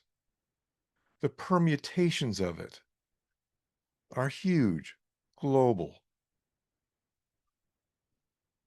Thanks, Dawn, for having me. I really appreciate the opportunity to speak. Thank you, Tim. And to your point, you're probably all familiar with the Canadian hockey case where 5 men just recently got acquitted of a false rape accusation. Yes. They went so Like the far lacrosse as to game, get, yeah. yeah, Mhm. they went so far as to get a consent video, and it went to court anyway. And after they won, I'm hearing rumblings that they're talking about in Canada making consent videos inadmissible in court. I mean, it's just, it's extreme. So yeah, definitely. It's like men are vulnerable to accusation. Let's make them more vulnerable. It's Yeah. crazy. Yeah. It's insane. Okay, well, thank you so much. And Thank I you. am now going to introduce Eric Scott, who's with AFA. Eric was the mayor of Brookshire, Texas, when he got completely derailed. His life got derailed by a false accusation. So Eric's going to speak briefly. So if you can unmute yourself, Eric, you're on. My name is Eric Scott, and I'm a former 3-term mayor of Brookshire, Texas, which is in Waller County. You may be familiar with some of the corruption here, but it's deep and it's racist. A lot of it's racist.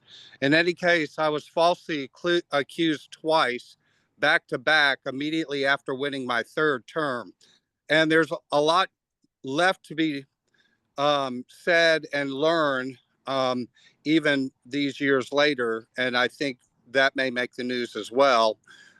In any case, the one false arrest, they prosecuted me. It took 18 months, but I was found not guilty in less than 30 minutes unanimously by a jury.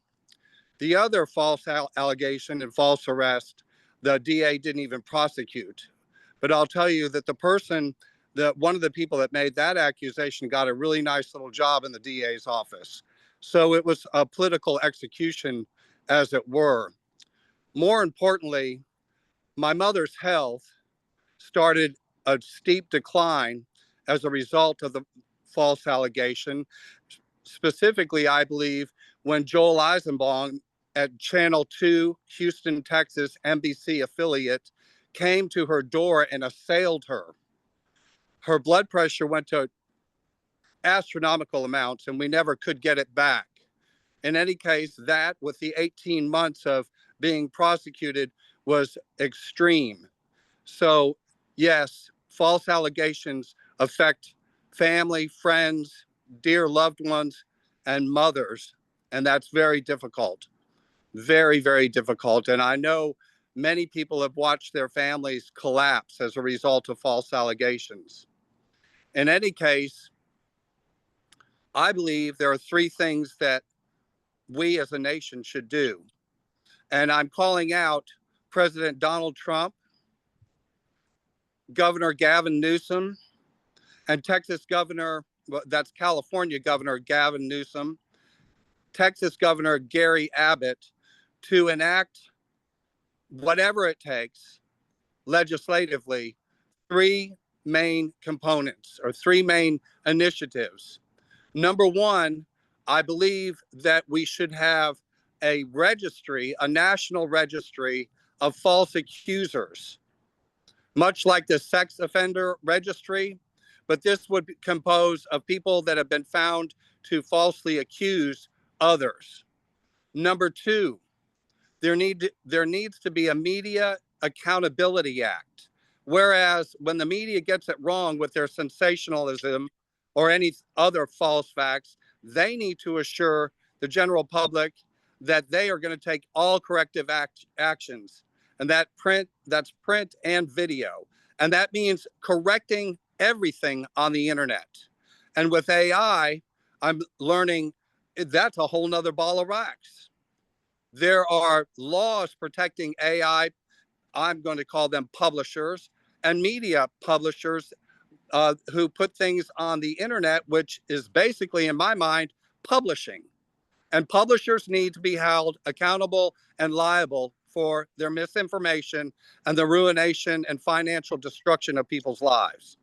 The last thing that I would like to submit to the three and to anyone else who's listening is that we need to enact legislation that allows the incarceration of an individual found to have lied and made a false allegation.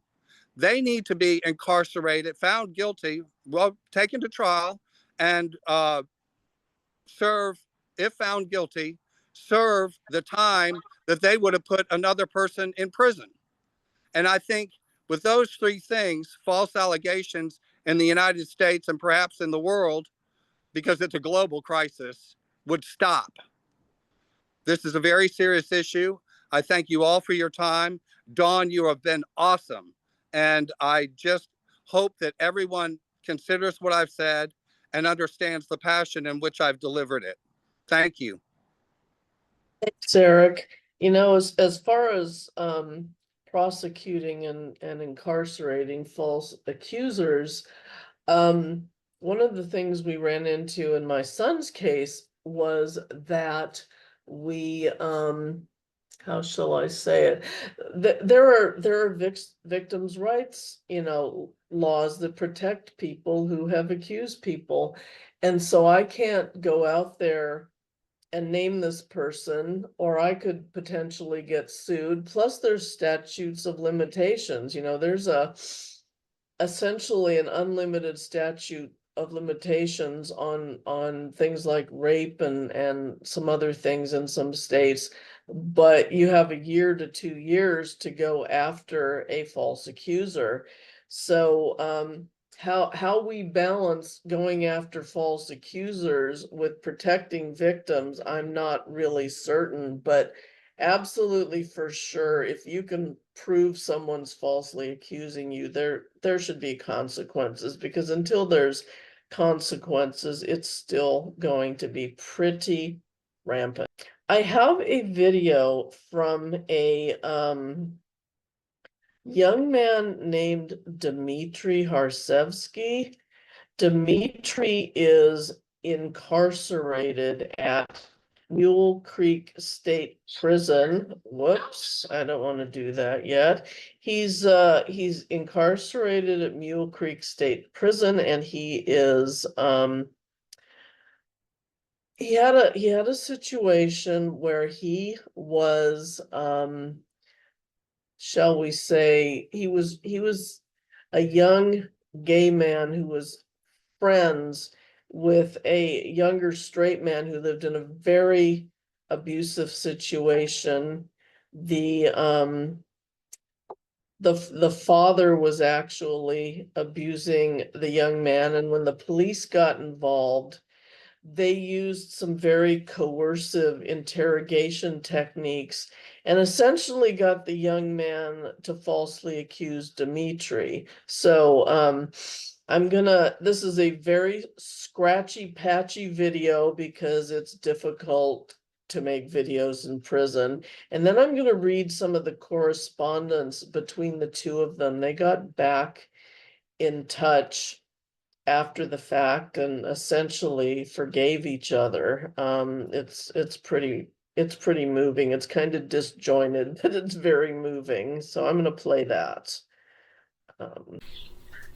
Hello, Zoomers or Zoomies. I know those are all probably the wrong words, but in my defense, I've never done this before. So also my apologies. I'm reading off a screen. If you can tell, I need the screen, otherwise I'd never get through this.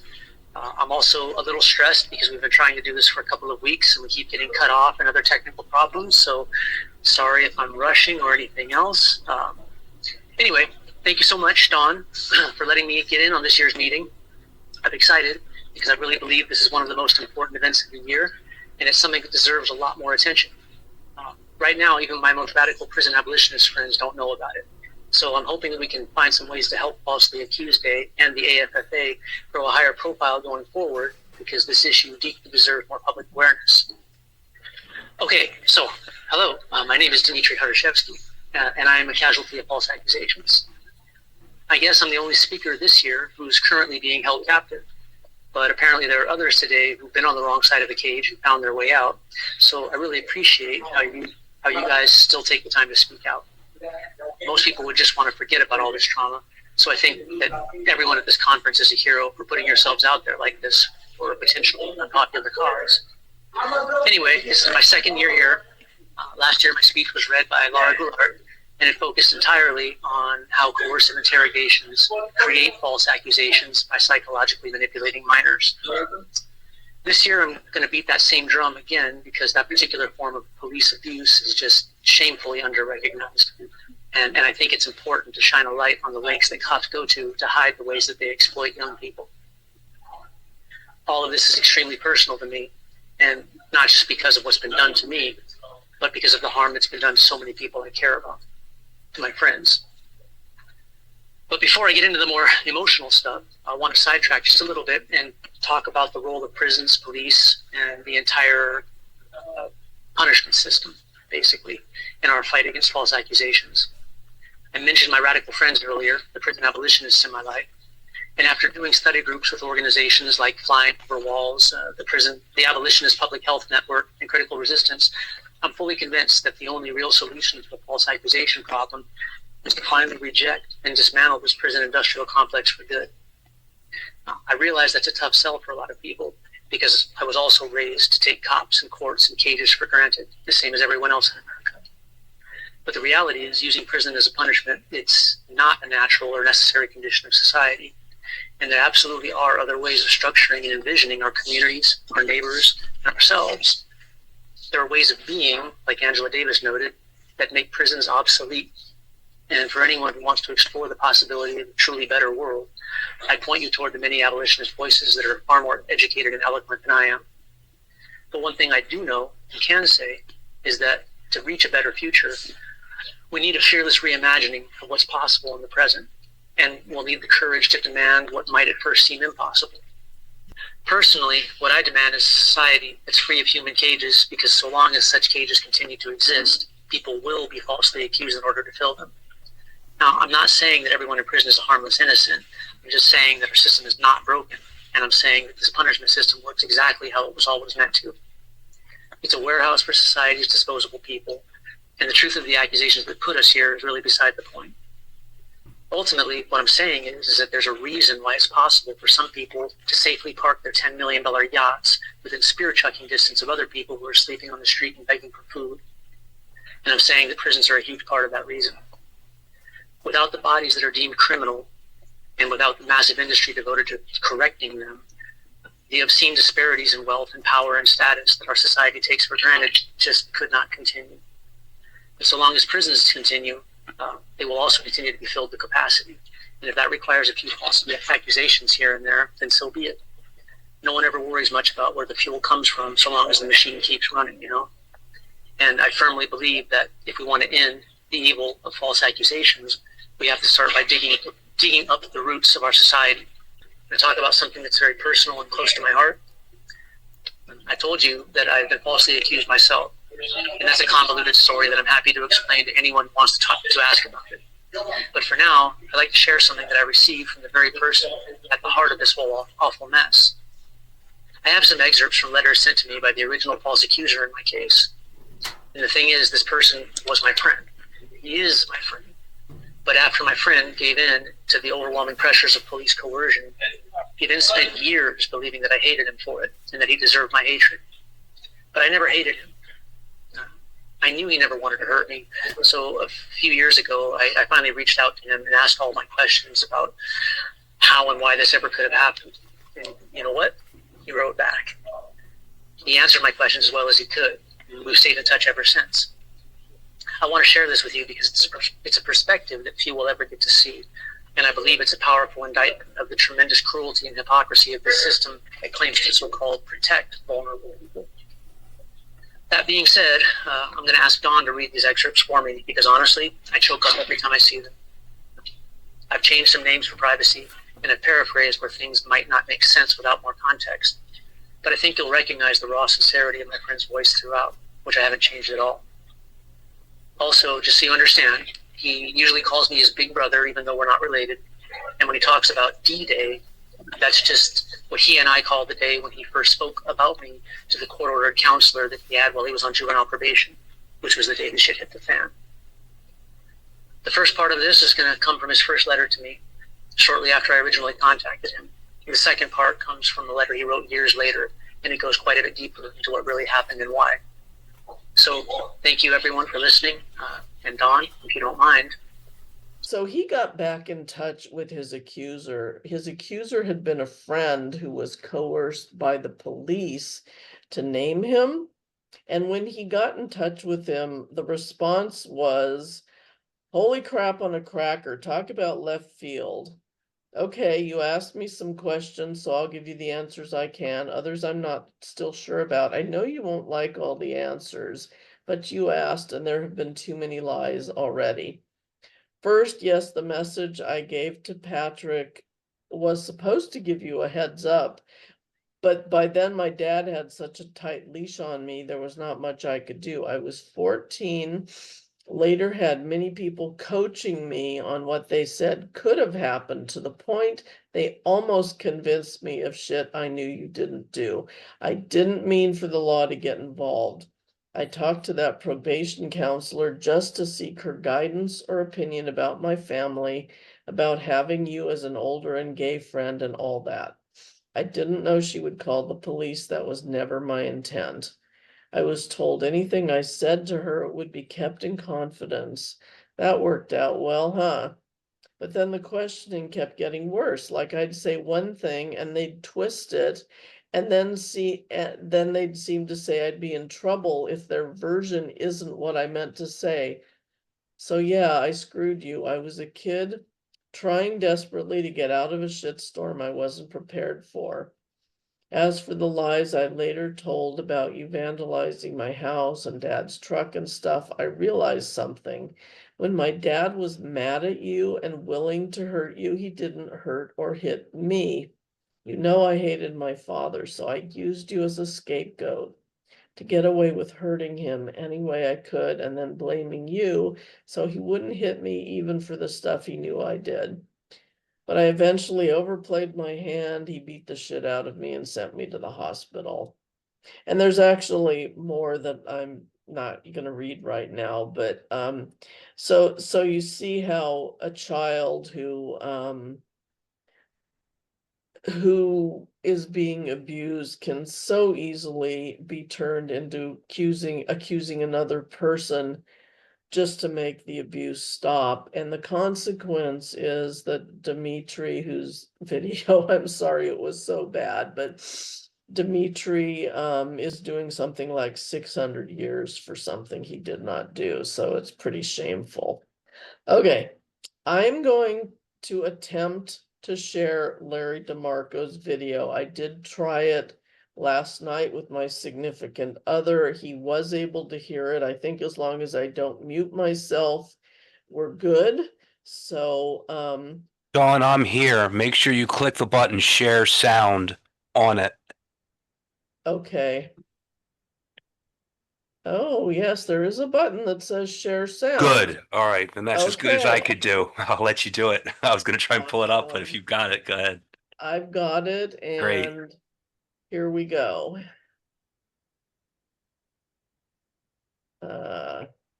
Okay, okay, there we go. Thank you, Dawn Wolfson of the Advocates of the Falsely Accused, for inviting me to speak today and for organizing today's event.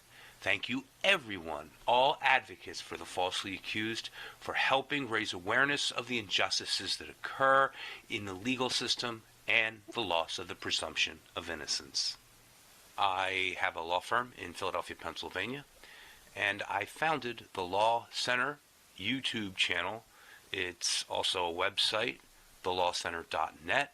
It's online free resources for self-represented litigants in family court. To help people further, I took a year off from work and built something called the Family Court Custody Boot Camp, which is a premium version of everything that I put up for free. I am also the executive manager of the International Council for Men and Boys. We raise awareness of 12 areas of male disadvantage, one of which, of course, is item number 4, false allegations. In my work for ICMB, I had the opportunity to produce several trainings on how to use generative AI for advocacy. I strongly recommend you watch those if you don't use generative AI in your own nonprofit or own advocacy. And of course, that is the subject of this presentation, a revolutionary custom chat. What if I told you that the most revolutionary legal breakthrough in decades, something more powerful than any single attorney, investigator, or consultant, was already here? What if I told you that the same kind of expert strategy Johnny Depp paid millions for is now available to you for free? Let's get real. Johnny Depp had hundreds of millions. He could hire an army of legal warriors, expert witnesses, strategists, and consultants. And he did. And he won. Because when you can afford people like the best experts, Dean Tong, for instance, full-time, justice is possible. But what about you? What about the single parent, the worker, the teacher, the nurse, the the mechanic, the veterans, people who want to put food on the table, support their kids, their families, maybe save for college, or just not go broke trying to defend their own name, their own children, and their own freedom. Until now, the deck has been stacked for the wealthy. But today, right now, everything changes. For the first time in the history of American law and the entire world, yes, I said the first time in history, you have a shot at preparing like a pro without paying like one. I present to you False Allegations Support and Strategy, a forensic-level legal support chatbot. It's trained on the insights of Dean Tong, one of the nation's leading experts in false abuse allegations, and powered by artificial intelligence, generative AI, which never sleeps, never judges, and never stops working for you. Before we dive into what this chatbot can do, you need to understand who made this possible and why his story matters. Watch this about Dean Tong. Dean Tong has a combined Master of Science degree in psychology and the law and has worked as a forensic expert for the past 25 years. He's dual certified. He's a trial consultant and expert in high conflict divorces. He's certified as a forensic consultant and child interviewer. He's got a Wikipedia page, and he's been awarded the Marquis Who's Who Lifetime Achievement Award in both 2018 and 2019. I got involved in the mid-'80s, over 35 years ago, with a case involving my own daughter. And so I was arrested for allegedly molesting my kid, and that was dropped after a year, but the family court made him, err to the side of caution. On the side of my child, I couldn't get to be a father, a parent. I wasn't even good enough for supervised visitation for quite some time. And then when I got supervised visitation, I could only see my kids for about 7 hours on a Sunday. I took 4 years just to get unsupervised visitation, and then I wasn't good enough for overnight visitation ever again until they emancipated, which of course was the late 90s, around the turn of the century. So I decided to make this a personal, if you will, work within the system with professionals to make it better. I went on, of course, to publish books. I went on to get my master's. I paint a picture for parents and lawyers. Lawyers don't get this stuff in law school, to provide them a roadmap for fighting back and understanding that you are presumed guilty. You do have to try to prove a negative to prove your innocence in a court of law. My first book was published exactly 30 years ago. The book takes the reader through the accused, the accuser, the Child Protective Agency, which of course in your state is called CYS, Children and Youth Services. It takes the reader through the court system, how to navigate the court system. So it's a nice handbook for the attorney who may not get this in law school, or who may get just a smattering of this in law school but doesn't have a lot of experience in this. I go into chapters on the false allegations of child abuse, false allegations of domestic violence. Then I get into parental alienation, which is chapter 16, and what's called borderline personality disorder. So I help the pro se litigant on direct and cross and redirect and recross at hearing, at trial, what I consider a learned treatise, if you will, Elusive Innocence. Elusive Innocence Survival Guide for the Falsely Accused was published exactly 20 years ago in 2002. It was reviewed by the Florida College of Law, Levin College of Law here at the University of Florida. It was also reviewed in the American Journal of Family Therapy in 2006. That book is used all the time, and oftentimes will be admitted into court as a learned treatise or a reference for judges. I would say there's more practical advice than academic advice, because I'm not an academic. I'm not tied to a university. I'm not a university professor. I'm not a PhD. That's the power and passion behind this tool. Now, imagine everything you just saw, but available to you, anytime, anywhere. Here's how it works and why it's so different. When you open False Allegations, Support and Strategy, it meets you where you are. It starts with 4 simple questions.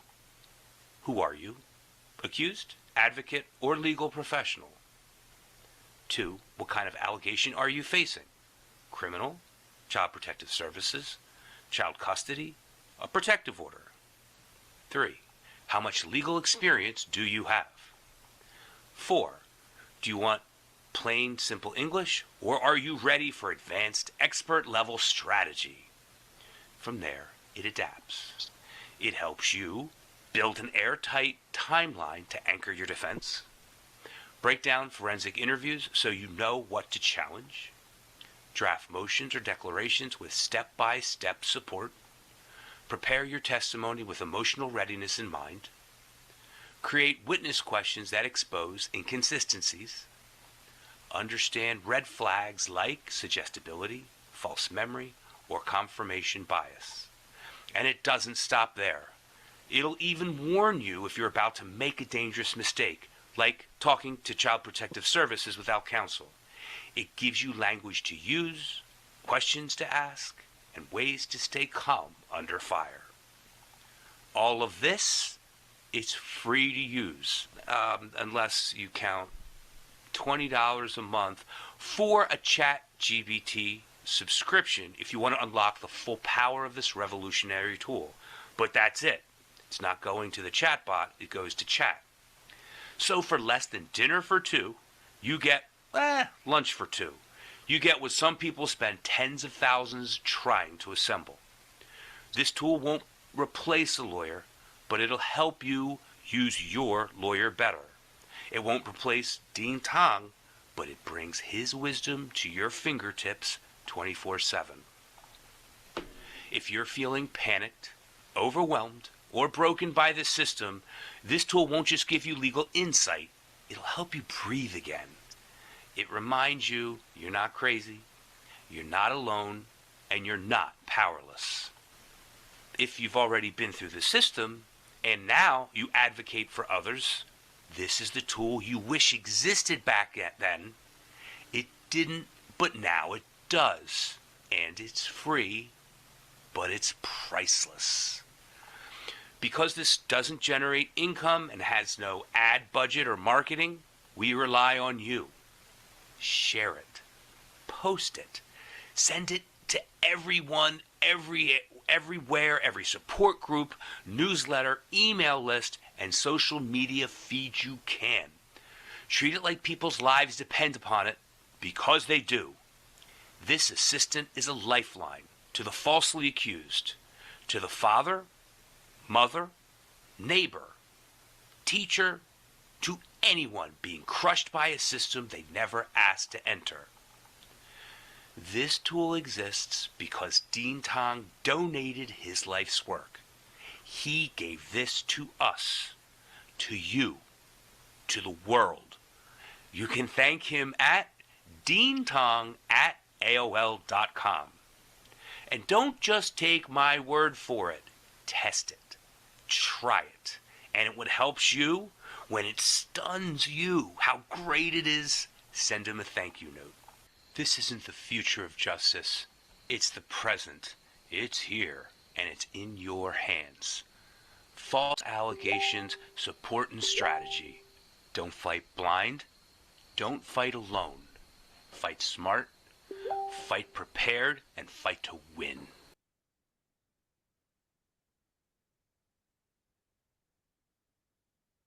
All right, thank you, Larry. And did you have anything to add to the video, or could you maybe put the chat GPT information in the chat? Yes.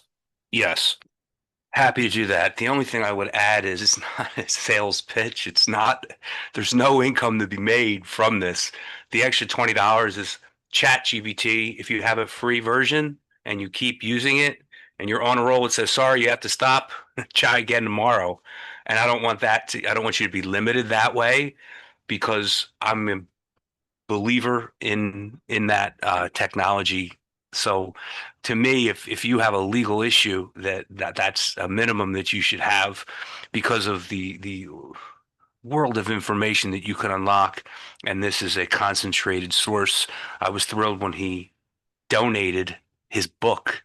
So I uploaded the book, and I Ask Chat, is many custom instructions that I can put in it so it goes smoothly. And that's really it. I don't know how long that I have, or if you want to play Q&A or what, but I'll put my playlist in for those of you who don't use artificial intelligence. I have a primer, about 3 or 4 different presentations that I gave, increasing level of complexity for if any of you have your own nonprofit and you're helping falsely accused, or if someone is in the middle of fighting false allegations, that you can use these. And it's you don't have to go searching for your own tutorials.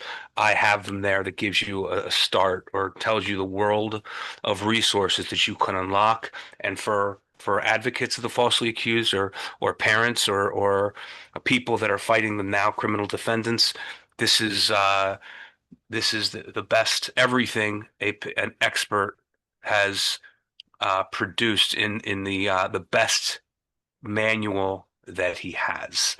So that's what that is. And I don't know if there's time for Q&A. That's Dawn, you're the boss, but I'll stop talking and I'll put that in.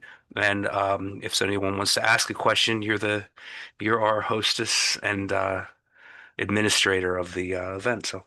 Well, we do have a little bit of time, so if anybody has a question for Larry or really any of the speakers, we could probably take a couple. Could you just raise your hand if you have a question?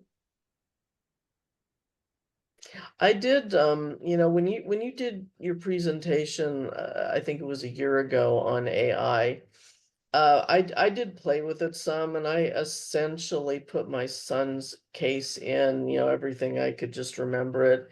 And it seemed to come back with some good information that I really wish I had known, at the time. So I think it's probably a good tool. I think, and it's great that you've got this custom one, because I think a caution with AI is that you can, if you don't give it the right information, you aren't going to get the right answer. So this is great. Yes. Okay, well, there was one other thing I was gonna do, and I stupidly responded to a text and lost it, but let me see if I can bring it up real quickly again. There was a poem that Julianne Andrews was going to read, and Julie's laptop is not. Oh, come on, Facebook. It's bringing up everything but this poem. Okay, well, I'm gonna try this, and if that doesn't work, then I'm gonna give up. While you're doing that, I can talk to a question. Melissa asked, would this tool be useful in a post-conviction situation? I don't know is the easiest way to answer, but you can go test it. You could go test it right now, because the link is right there. So test it and ask it. And if you're talking about a post-conviction situation, glad you asked. Bonus, I'm going to put in another legal chatbot that I swear by. I didn't produce it. I make nothing, or I have no incentive to show this. So it's again, I know that sounded sales pitchy. It's not. I want you guys to have this free resource. But there's another one. It's a legal chatbot that might help you more than that if you're talking about a post-conviction situation and appeal and stuff, because it's a chat that says law, legal, not a lawyer, but it's kind of smarter than a lawyer. It just has to say that because it's not a human being. But when I always test this other chatbot, I'm going to put it in a second, it gives better information, or it does it as well, if it's not better, than anything that I would answer, because it knows everything and I only know what I have to research stuff, but this is a research source. So if that doesn't work, I have another one for you that I will put in here while I just have to concentrate. Don't want to multitask. Dawn, back to you while I look for this link. No problem. So I'm gonna read this poem that was written by someone named Cory James, and Julie had really wanted to read it, but her laptop kind of died on her, and I guess the new one isn't completely up and running either. So, oh noble chairs and senators so grand, Ingwerson, Meyer with authority in hand, your silence roars like a muted drum. OCFS burns, yet you say numb. Marianne Moore, Tim Nangle, so serene, a dumpster fire rages, yet you're rarely seen. No voice to raise, no deed to boast. No reckoning stirs where silence holds post. Lucian, Flavia, Anne, and Abigail too. Kathy, Michael, Julie, what's wrong with you? Shiguri and Zager, a quiet brigade. Whole families suffer, you've all got it made. The office of chaos, a fiery disgrace. You watch it crumble with nary a face.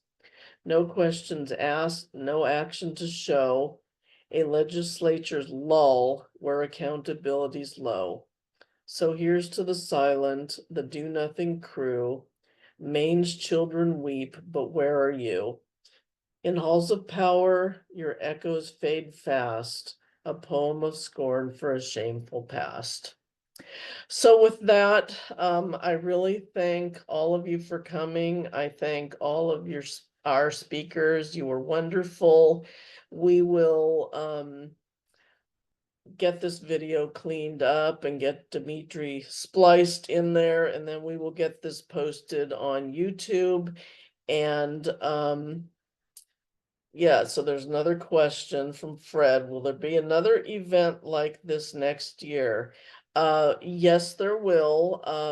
We don't know where, when, possibly we'll go back to in person, possibly we'll stay Zoom. We don't know yet, but absolutely every year, approximately on September 9th, we will be doing this again with some of the same speakers and possibly some new ones. And we will see you then. Meanwhile, we do have our monthly support group on the first Sunday of every month, 4:30 Pacific. Anybody who doesn't have the information, email me. If you don't have my email, which you probably all should, but dawn@theafa.org will get you an invite. If you are willing or able to volunteer, there is a volunteer submission form on our website, www.theafa.org, with a period. I can't multitask either. And we appreciate everybody coming. Thank you so much. And with that, we are going to adjourn. Everybody enjoy the rest of your day, and thank you so much. This was awesome.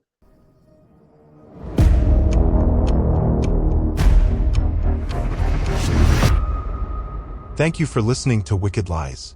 If you would like to learn more about advocates for the falsely accused, join us at www.theaffa.org. That's www.theaffa.org.